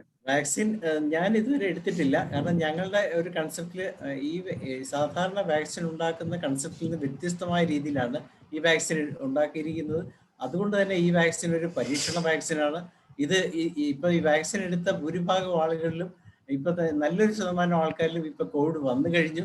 ഇവിടെ തന്നെ നമുക്കറിയാം, നമ്മുടെ മുഹമ്മയിൽ തന്നെ മനാരിക്കുളത്തുള്ള CI ഗോപകുമാറിന് ശക്തമായ രീതിയിലാണ് കോവിഡ് വന്നത്. അദ്ദേഹം എൻ്റെ പേഷ്യൻ്റ് ആയിരുന്നു, ഇപ്പം എല്ലാം മാറി. അതുപോലെ തന്നെ ധാരാളം പോലീസുകാർക്കും ആരോഗ്യ പ്രവർത്തകർക്കും നഴ്സുമാർക്കും ഒക്കെ ഇപ്പോൾ കോവിഡ് വന്നുകൊണ്ടിരിക്കുകയാണ്. അവരൊക്കെ വാക്സിൻ 2 വട്ടം എടുത്തവരാണ്. അപ്പോൾ അതായത് നമ്മുടെ ഈ വൈറസിന് മ്യൂട്ടേഷൻ വരിക എന്നാണ് പറയുന്നത്. അപ്പോൾ ഈ മ്യൂട്ടേഷൻ വരുന്നിടത്ത് എങ്ങനെയാണ് ഈ വാക്സിൻ ഫലപ്രദമാകുന്നത്? അത് നമ്മൾ ഓപ്പൺ എയറിൽ നമുക്കിത് പറയാൻ പാടില്ല എന്നാണ്. ഞങ്ങളിത് പറഞ്ഞാൽ നമ്മളെ പിടിച്ച് തൂക്കി അകത്തിടുമെന്നാണ് പറയുന്നത്. പക്ഷെ സത്യം ഇതാണ്. നമ്മൾ ഇപ്പൊ ജനം തന്നെ പറയാൻ തുടങ്ങി, അപ്പുറത്തെ വീട്ടിലെ ചേട്ടന് വാക്സിൻ വന്നു. പക്ഷെ ഇതിന്റെ പ്രശ്നം ഈ എത്ര പേർക്ക് വാക്സിൻ വന്നു, വാക്സിൻ എടുത്തതിന് ശേഷം രോഗം വന്നു എന്നുള്ളത് കണക്ക് പബ്ലിഷ് ചെയ്യുന്നില്ല, അത് പുറത്തുവിടുന്നില്ല. അതുപോലെ വാക്സിൻ എടുത്ത ശേഷം മരിച്ച കാര്യങ്ങൾ പുറത്തുവിടുന്നില്ല. ഈ കഴിഞ്ഞ ദിവസം തന്നെ നമ്മുടെ വെബിനാറിൽ വന്ന വയലാർ ശരത് എന്ന് പറയുന്ന സാർ പറയുകയുണ്ടായി, സാറിന് തൊട്ടടുത്തുള്ള ഒരാള് 2 വാക്സിൻ എടുത്തിട്ടും കഴിഞ്ഞ ദിവസം മരിച്ചുപോയി. ഒത്തിരി പ്രായമുള്ള ആളൊന്നുമല്ല. അപ്പൊ അങ്ങനെ എന്തിന് ഞങ്ങളുടെ ഒരു ഹോമിയോ ഡോക്ടർ പോലും ഈ കോവിഡ് ഡ്യൂട്ടി ഉള്ളത് കൊണ്ട് വാക്സിനേഷൻ എടുക്കേണ്ടി വന്നു. വാക്സിനേഷൻ എടുത്ത് 3-ാം വർഷം ഹെമറേജ് ഉണ്ടായ ആൾ മരിച്ചുപോയി. നടന്ന സംഭവമാണ് ഇത്. പക്ഷെ എന്നിട്ട് അവർ പറയുന്നത് ഇത് വാക്സിനേഷൻ കൊണ്ടുള്ള മരണമല്ല. പക്ഷെ യഥാർത്ഥത്തിൽ അങ്ങനെ മരിക്കുന്നുണ്ടോ എന്നുള്ള സത്യം ലോകത്ത് മറ്റ് പല ഭാഗങ്ങളിലും കണ്ടവരാണ് നമ്മളിപ്പോ തൊട്ട് മുമ്പ് കണ്ട വീഡിയോയിൽ നമ്മൾ ഇതൊക്കെ കണ്ടിരുന്നു. റിജി അത് കുറച്ച് കണ്ടെന്നാ എന്റെ ഓർമ്മ. ഞാൻ കുറച്ച് കണ്ടു. ഞാൻ പറഞ്ഞു അത് വളരെ കൺവിൻസിംഗ് ആയിരുന്നു. കാര്യം ഞാൻ ഈ കഴിഞ്ഞ ദിവസം എന്റെ സിസ്റ്ററിന്റെ കൂടെ തന്നെ ഉള്ള ഒരാളുടെ ഹസ്ബൻഡിനെ ലേക്ക് ഷോറിൽ, എനിക്ക് പേരെടുത്ത് പറയുന്നതിൽ വിഷമമൊന്നുമില്ല, ലേക്ക് ഷോറിൽ കൊണ്ടുവന്ന് അവര് കോവിഡ് ടെസ്റ്റ് 14 ദിവസം മുമ്പ് നടത്തിയതാണ്. അവർ കോവിഡ് ഇല്ലാതായി. പക്ഷെ അവിടെ ചെന്ന് കഴിഞ്ഞപ്പോഴത്തേക്കും എന്തോ കോംപ്ലിക്കേഷൻ ആയി. 1 ദിവസം കൊണ്ട് 1 ലക്ഷം രൂപ അവർ വാങ്ങിച്ചു. ആള് മരിച്ചുപോയി. അവർ പറഞ്ഞു കോവിഡ് ആണ്. ഈ കോവിഡ് ആണെന്ന് പറഞ്ഞു കഴിഞ്ഞാൽ പിന്നെ നമ്മൾ ചോദ്യമില്ല. നമുക്ക് ബോഡി കാണാൻ പോലും ആർക്കും അവകാശം ഇല്ല. ആകെ ഹോസ്പിറ്റലുകാർ ഇപ്പൊ ഏറ്റവും നല്ല മാർഗം കോവിഡ് ആണെന്ന് പറഞ്ഞു കഴിഞ്ഞാൽ പിന്നെ എല്ലാവരും മൂടി കെട്ടാൻ പറ്റുമോ എന്നുള്ളതാണ്. അത് തിരിച്ചറിയപ്പെടും. കാരണം ഒരു മരിച്ച ഒരാളുടെ വീട്ടുകാർക്ക് അത് മനസ്സിലായി. അയാൾക്ക് കോവിഡ് ഇല്ലായിരുന്നു. പിന്നെ ഇവര് പറയുന്നത് നമുക്ക് വിശ്വസിക്കാൻ മാത്രമേ പറ്റുള്ളൂ. ഒത്തന്റിക് ആയിട്ട് നമുക്ക് ചോദിക്കാനുള്ള ടെക്നിക്കൽ അറിവുകൾ നമുക്കില്ല. അതുകൊണ്ട് തന്നെയാണ് ഞാൻ ആക്ച്വലി ഇതുവരെ വാക്സിൻ എടുത്തിട്ടില്ല. ഇപ്പൊ എനിക്ക് വാക്സിൻ എടുത്തില്ലെങ്കിൽ എനിക്കൊരു മോഹൻലാലിന്റെ ഷൂട്ട് വന്നിട്ട് വാക്സിൻ ഇല്ലാത്തതുകൊണ്ട് ഞാനത് വിട്ടുകളഞ്ഞു. പക്ഷെ ഞാൻ വാക്സിൻ എടുക്കും. ഞാനിപ്പോ കഴിഞ്ഞ ദിവസം ഡോക്ടർ അവിനാശ് എന്റെ ഫ്രണ്ടാണ്, ക്രേവിമില്ലേ, പുള്ളിയും ഫോട്ടോഗ്രാഫി ഭയങ്കര ഇൻട്രസ്റ്റ് ആണ്. ഞാൻ ഡോക്ടർ പൈസ തരാം, എനിക്കൊരു വാക്സിന്റെ സർട്ടിഫിക്കറ്റ് തരുമ്പോൾ പുള്ളി ചിരിച്ചു. ചിലപ്പോൾ I might be doing that. എനിക്ക് താല്പര്യം. എന്നെ സംബന്ധിച്ച് ഞാൻ ഈ കോവിഡ് പേഷ്യൻസ് എന്റെ കൂടെയുള്ള അസിസ്റ്റൻസുമായിട്ട് ഡോക്ടർ ധനേഷ് തന്നെയാണ് അഖിലിനെ ട്രീറ്റ് ചെയ്തത്. ഞാൻ അഖിലിനെ കൂടെ ട്രാവൽ ചെയ്ത ആളാണ്. എനിക്ക് വന്നില്ല. അപ്പൊ ഇത് ഇമ്മ്യൂണിറ്റി ആണ്, അല്ലെ നമ്മുടെ ഹെൽത്തി ആണെങ്കിൽ ഇത് വരില്ല എന്ന് ഞാൻ പ്രൂവ്ഡ്. ഞാനാണ് അതിന്റെ ഏറ്റവും ബെസ്റ്റ് എക്സാമ്പിൾ. അത് എനിക്ക് വളരെ ഞാൻ കോൺഫിഡന്റ് ആണ്. കാരണം ഞാൻ മാസ്ക് വെക്കാത്ത മനുഷ്യനാണ്. പക്ഷേ ഈ വാക്സിൻ ഇപ്പൊ ഞാൻ ഒരുപാട് വിദേശങ്ങളിൽ, ഒരുപാടൊന്നും ഇല്ലെങ്കിൽ അത്യാവശ്യം വിദേശ യാത്രകളിൽ യാത്ര ചെയ്യുന്ന ആളാണ്. അപ്പൊ അത് മാൻഡേറ്ററി ആക്കി കഴിഞ്ഞാൽ സത്യത്തിൽ ഇത് പിന്നെ ഇപ്പൊ വാക്സിൻ എടുക്കാൻ പറ്റും. വാക്സിൻ എടുത്തു കഴിഞ്ഞാൽ 2 ദിവസം പനി വരും. അപ്പൊ അതിനുള്ള ഗ്യാപ്പ് എനിക്ക് കിട്ടുന്നില്ലാത്തതുകൊണ്ടാണ് ഞാൻ വാക്സിനെ കുറിച്ച് ചിന്തിച്ചു പോലും ചെയ്യാത്തത്. അതിനൊരു IMAയുടെ national president doctor KK Agarwal 2 dose vaccine എടുത്തതിന് ശേഷം കോവിഡ് വന്നാണ് മരിച്ചത്. 30 ദിവസം കഴിഞ്ഞിട്ട്. IMAയുടെ നാഷണൽ പ്രസിഡന്റ് ആയിരുന്ന doctor KK Agarwal, Indian medical അസോസിയേഷന്റെ. അതൊന്നും അവര് പ്രസൈസ് ചെയ്യുന്നില്ല. അതൊന്നും അതൊക്കെ എല്ലാവരും ബോധ്യപ്പെട്ട് നടന്ന കാര്യമാണ്. നാഷണൽ TV-യിലൊക്കെ വന്നതാണ്. പക്ഷെ അതൊന്നും ഇപ്പൊ ആരും ഓർക്കുന്നില്ല, പറയുന്നില്ല. it is suppressed news. By media. അല്ല, നിങ്ങൾക്ക് ഒതന്റിക് ആയിട്ട് നിങ്ങൾക്ക് പറയാൻ പറ്റുമോ? നിങ്ങൾക്ക് ഇപ്പൊ നിങ്ങളുടെ ഹോമിയോ ഡോക്ടേഴ്സ് നിങ്ങളുടെ ഈ ഒരു ഗ്രൂപ്പിൽ എത്ര പേരുണ്ടെന്ന് എനിക്കറിയില്ല. നിങ്ങളുടെ ഈ ഗ്രൂപ്പിൽ നിങ്ങൾ എല്ലാവരും കോവിഡ് ട്രീറ്റ് ചെയ്യുന്ന ആൾക്കാരാണ്. ചിലപ്പോൾ അവരെ തൊടുന്നില്ലായിരിക്കാം, ചിലപ്പോൾ അവരെ കാണുന്നില്ലായിരിക്കാം, ബൈ ഫോൺ ആയിരിക്കാം. പക്ഷെ അങ്ങനെ അല്ലാതെ നേരിട്ട് ചികിത്സിക്കുകയും ഈ അവരുടെ പ്രസൻസോട് കൂടി തന്നെ ചികിത്സിച്ചിട്ട് നിങ്ങൾക്ക് കോവിഡ് വന്നിട്ടില്ല നിങ്ങൾക്ക് ഒതന്റിക് ആയിട്ട് പറയാൻ പറ്റും? അങ്ങനെയുള്ള ഒരാളാണ് ഞാനും. ഡോക്ടറെ എനിക്കറിയാം. അല്ല, ഞാൻ രോഗിയെ വരെ പരിശോധിച്ചു. കോവിഡ് ഉള്ള രോഗിയെ പരിശോധിച്ചു, 1 മണിക്കൂർ കൂടെ ഇരുന്ന് പരിശോധിച്ചു. എന്നിട്ടും എനിക്ക് വന്നിട്ടില്ല. ഞാൻ ഈ പറഞ്ഞ പോലെ ഇവിടെ ഇരിക്കുന്ന മിക്ക ഡോക്ടർമാരും നമ്മുടെ തിരുവനന്തപുരത്തുള്ള AK doctor, Anilkumar doctor, Shefeeq doctor തുടങ്ങി ഇവിടെ ഇരിക്കുന്ന മിക്ക ഡോക്ടർമാരും അഹങ്കാരം കൊണ്ട് പറഞ്ഞാൽ ധരിക്കരുത്, മാസ്ക് പോലും വെക്കാതെയാണ് ഡോക്ടർമാർ കോവിഡ് രോഗികളെ പരിശോധിക്കുന്നത്. കാരണം ഇതിന്റെ ഹോമിയോപ്പതി ഇമ്മ്യൂൺ ബൂസ്റ്റർ 99.3% എഫക്റ്റീവ് ആണെന്ന് central council of homeopathy research പഠനങ്ങൾ പൂർത്തിയാക്കി റിപ്പോർട്ട് ഉണ്ടാക്കി വെച്ചിട്ട് ആ റിപ്പോർട്ട് വെളിവിടാൻ പറ്റാതെ സപ്രസ് ചെയ്ത് വെച്ചിരിക്കുകയാണ്. കാരണം ആ റിപ്പോർട്ട് വെളി വന്നിട്ടുണ്ടെങ്കിൽ ഇതിന്റെ എവിഡൻസ് ആയി. അതൊന്ന് ഷെയർ ചെയ്തോ, കണ്ടോ? ഞാൻ കാണിച്ചു തരാം. ഇപ്പൊ കാണിച്ചു തരാം, അത് സ്ക്രീൻഷോട്ട് കാണിച്ചു തരാം. ശരി ശരി.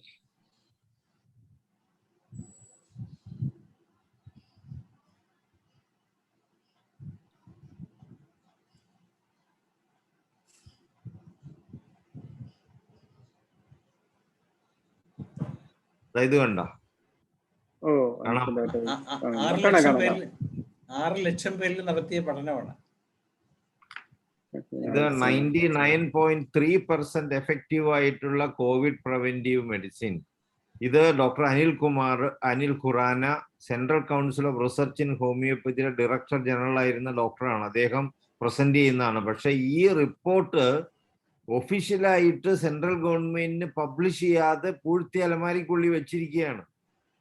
കാരണം ഇത് പബ്ലിഷ് ചെയ്ത് ഇതിന്റെ റിസൾട്ട് വന്നാല് ലോകത്തിലെ ഏറ്റവും എഫക്റ്റീവ് ആയിട്ടുള്ള പ്രിവെന്റീവ് മെഡിസിൻ ഹോമിയോപ്പതിയാന്ന് വന്നു കഴിഞ്ഞാല് പലരുടെയും ബിസിനസ് മോഹങ്ങള് മടക്കി കെട്ടി വെക്കേണ്ടി വരും. അത് വരാതിരിക്കാൻ ഇതുമാതിരിയുള്ള റിപ്പോർട്ടുകൾ പൂഴ്ത്തി വെക്കുകയേ മാർഗമുള്ളൂ. മനസ്സിലായി. ഇപ്പൊ കേരളത്തില് കോവിഡിനൊക്കെ വേണ്ടിയിട്ട് മീഡിയാസിലൊക്കെ പബ്ലിസിറ്റി വരുന്നുണ്ട്. ഏതെങ്കിലും ഒരു മീഡിയയില് എത്ര ഹോമിയോപ്പതി ഡോക്ടർമാരെ ചർച്ചയ്ക്ക് വിളിക്കണം കണ്ടിട്ടുണ്ട്? ഏതാനും ദിവസങ്ങളിൽ നമ്മുടെ ഡോക്ടർ എഹി ഉൾപ്പെടെയുള്ള 1 2 പേര് വന്നത് 3 പേര് വന്നത് ഒഴിച്ചാല് നമ്മളെ ഒന്നും അതിന്റെ ഭാഗമേ ആക്കുന്നില്ല. കേരള ഗവൺമെന്റിന്റെ ഹോമിയോപ്പതി ഈ കോവിഡ് പ്രതിരോധ കമ്മിറ്റി ഉണ്ടാക്കിയിട്ടുണ്ട്. ഒരു ഹോമിയോ ഡോക്ടർ പോലും അതിൻ്റെ അകത്ത് ഉൾപ്പെടുത്തിയിട്ടില്ല. എല്ലാ അലോപ്പതി ചികിത്സയിൽ ഉൾപ്പെട്ടവരെ മാത്രം അവർക്ക് വൈറൽ ഡിസീസിന് ചികിത്സയില്ല എന്ന് അവര് തന്നെ ഡിക്ലെയർ ചെയ്ത് വെച്ചേക്കുക. അങ്ങനെ അവര് തന്നെ ചികിത്സ ഇല്ല എന്ന് പറഞ്ഞിരിക്കുന്ന ഒരു രോഗത്തെ അവരെ കൊണ്ട് മാത്രം ചികിത്സിക്കുന്ന ഒരു അത്ഭുത പ്രതിഭാസം ലോകം മൊത്തം ഇങ്ങനെ നടക്കുക. ഇതിനെ ആരും ചോദ്യം ചെയ്യാനില്ല. ഇത് ആർക്കും മിണ്ടിക്കൂടാത്ത ഈ അവസ്ഥ എന്ന് നമുക്ക് മാറ്റാൻ പറ്റും? അപ്പൊ ഞങ്ങൾ സംസാരിച്ചാല് ഞങ്ങൾ ഹോമിയോപ്പതിക്കാര് ഹോമിയോപ്പതിക്ക് വേണ്ടിയേ വാദിക്കുള്ളൂ. ഇത് പൊതുജനം സംസാരിക്കേണ്ട വിഷയമാണ്. റിജി ഭാസ്കറിനെ പോലെയുള്ളവര് സംസാരിച്ച് നിങ്ങൾക്ക് എവിടെയൊക്കെ അവസരം കിട്ടുന്നോ ഒരു വാക്കിതയെക്കുറിച്ച് പറഞ്ഞാല് ഇത് ശ്രദ്ധ വരും. ആ ശ്രദ്ധയ്ക്ക് വേണ്ടി നിങ്ങൾ ശ്രമിക്കണമെന്നൊരു എളിയ അഭ്യർത്ഥന ഇതിന്റെ കൂടെ നടത്തുവാണ്. തീർച്ചയായിട്ടും. ഇനിയിപ്പോ അടുത്തത് ഡോക്ടർ വേണുഗോപാൽ. അദ്ദേഹം ചേർത്തലക്കാരനാണ്. ചേർത്തലയല്ല, വേണുഗോപാലിന് സംസാരിക്കാം. ഡോക്ടർ പറയൂ. വേണുഗോപാൽ കേൾക്കുന്നില്ല. ഹലോ, വേണു ഡോക്ടർ പറയുന്ന കേൾക്കുന്നില്ല. ഹലോ, കേൾക്കാവോ? ഇപ്പൊ കേൾക്കാം. വേണു എത്തിയിട്ടില്ല. ഹലോ ഡോക്ടർ വേണു, സംസാരിക്കാവോ? വേണുവിന് കൊടുക്കും. ഡോക്ടർ വേണുവിന് കൊടുക്കാം. ഫിറോസിനെ വിളിക്കൂ. ഇനി ഞങ്ങളുടെ ഒരു പുലിക്കുട്ടിയായ ഹോമിയോപ്പതിക്ക് വേണ്ടി ഏറ്റവും കൂടുതൽ സംസാരിക്കുന്ന ഹോമിയോപ്പതി ലവറായ ശ്രീ ഫിറോസ് ഖാനെ വിളിക്കുകയാണ്. വളരെ സന്തോഷം. ഞാൻ സാറിന്റെ സ്പീച്ച് കേട്ടുകൊണ്ടിരിക്കുകയായിരുന്നു. സാറ് ചോദിച്ചൊരു ക്വസ്റ്റ്യന് യഹിയ ഡോക്ടർ പറഞ്ഞ ആൻസറിനെ ഞാൻ പൂർണ്ണമായും നെഗ്ലക്ട് ചെയ്യുകയാണ്. കഴിഞ്ഞൊരു 1.5 വർഷമായി ഹോമിയോപ്പതിക്കയുടെ ഈ ഒരു ഇന്റർനാഷണൽ ഫോറം ഫോർ പ്രൊമോട്ടിംഗ് ഹോമിയോപ്പതിയുടെ പാർട്ടായിട്ട് നിൽക്കുന്നതുകൊണ്ട് തന്നെ ഞാനൊരു ഹോമിയോപ്പതി ഡോക്ടറല്ല. പക്ഷേ ഈ ഹോമിയോപ്പതിയുടെ ഒരു സത്യം, കോവിഡിന്റെ ഒരു സത്യം താങ്കൾ മനസ്സിലാക്കിയതുപോലെ തന്നെ ഈ കഴിഞ്ഞൊരു 1.5 വർഷം കൊണ്ട് നമുക്ക് കുറച്ച് കൂടുതൽ മനസ്സിലായപ്പോൾ എന്തുകൊണ്ടാണ് ഈ ഒരു സിസ്റ്റം ഇത്രത്തോളം നെഗറ്റീവായിട്ട് നിൽക്കുന്നതെന്ന് താങ്കൾ കണ്ടെത്തിയ അതേ ഒബ്സർവേഷൻ തന്നെയാണ് നമുക്കും ഉള്ളത്. ഇവരുടെ ആ ഒരു ബ്രാൻഡിങ് ഇമേജും മറ്റൊക്കെ ഇല്ല എന്നുള്ളത് തന്നെയാണ് ഏറ്റവും വലിയ സത്യം.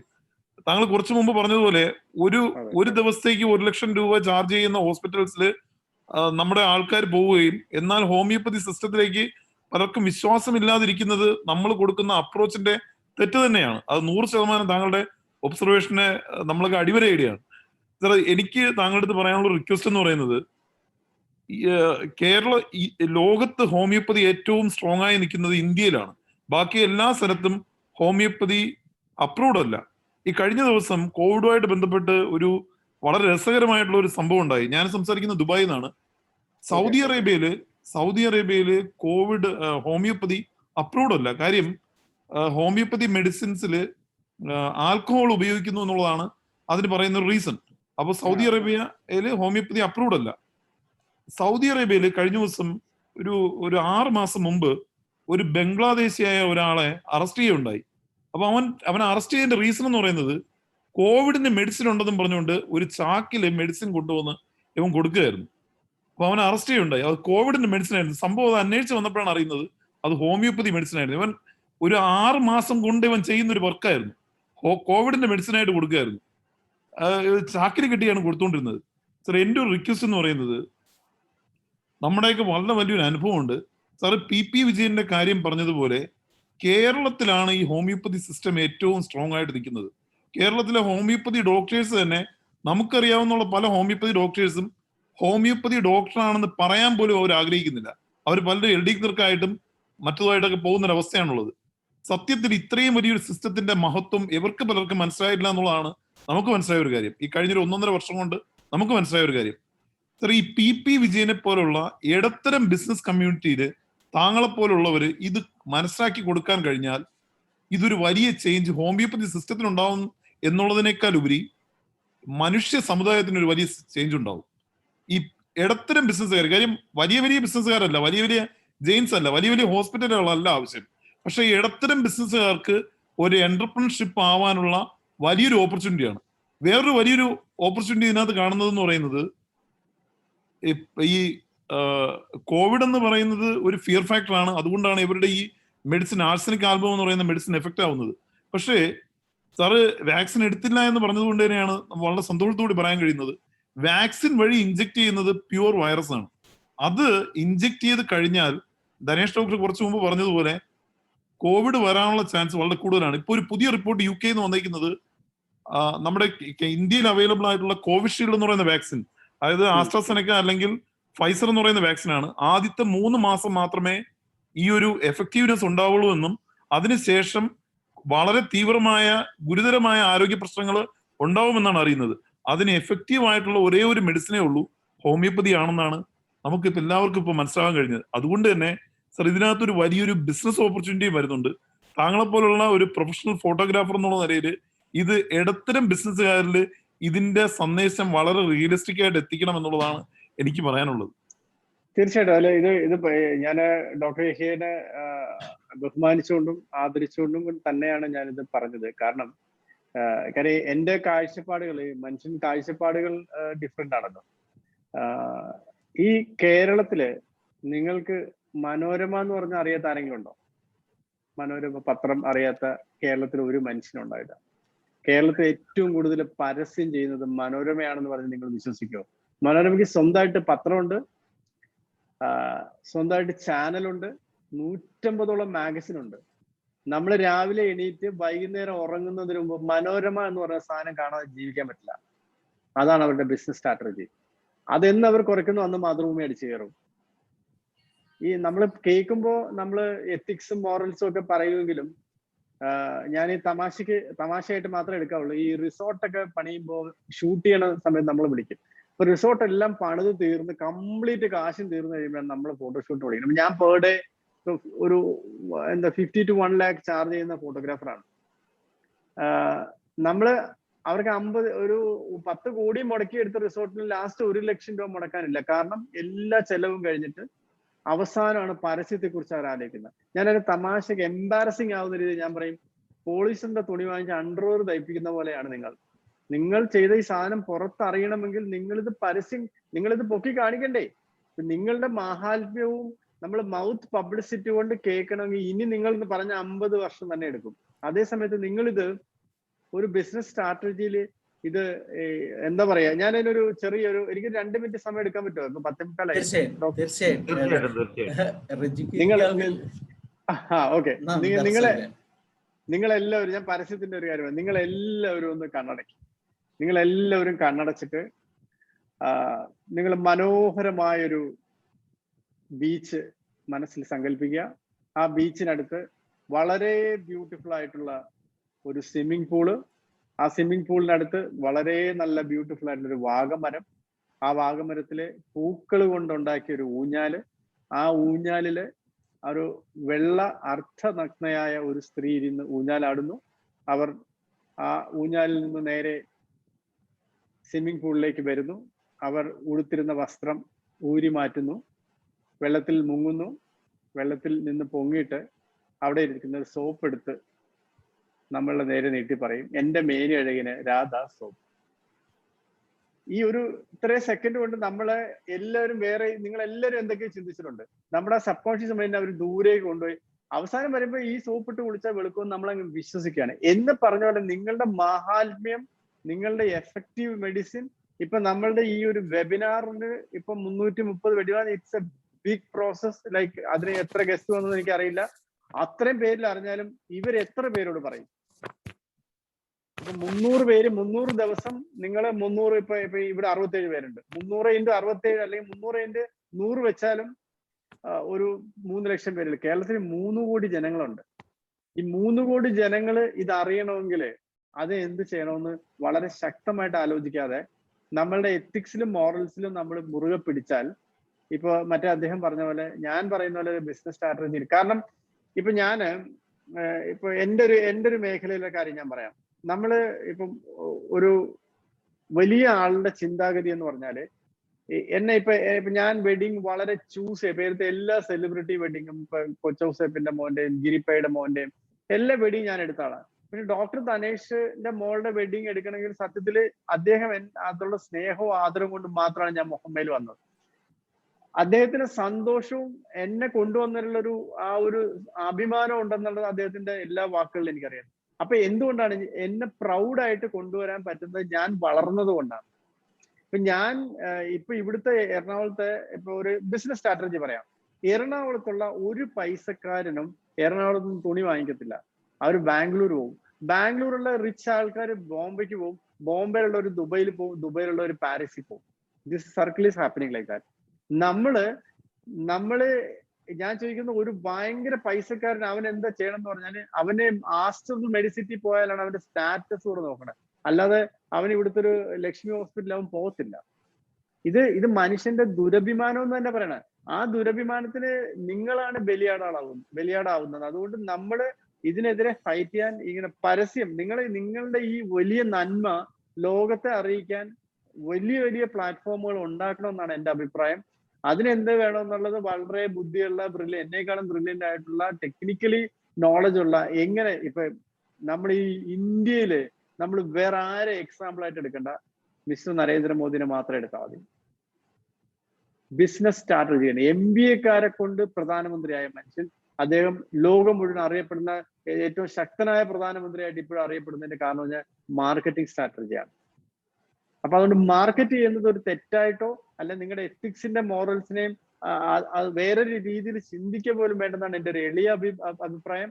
കാരണം നിങ്ങളുടെ കൂട്ടത്തിൽ ഒരാളങ്ങനെ സംസാരിച്ചുകൊണ്ടാണ് എനിക്കിങ്ങനെ ഒതന്റിക് ആയിട്ട് സംസാരിക്കില്ലെങ്കിൽ ഞാൻ മിണ്ടത്തില്ലായിരുന്നു.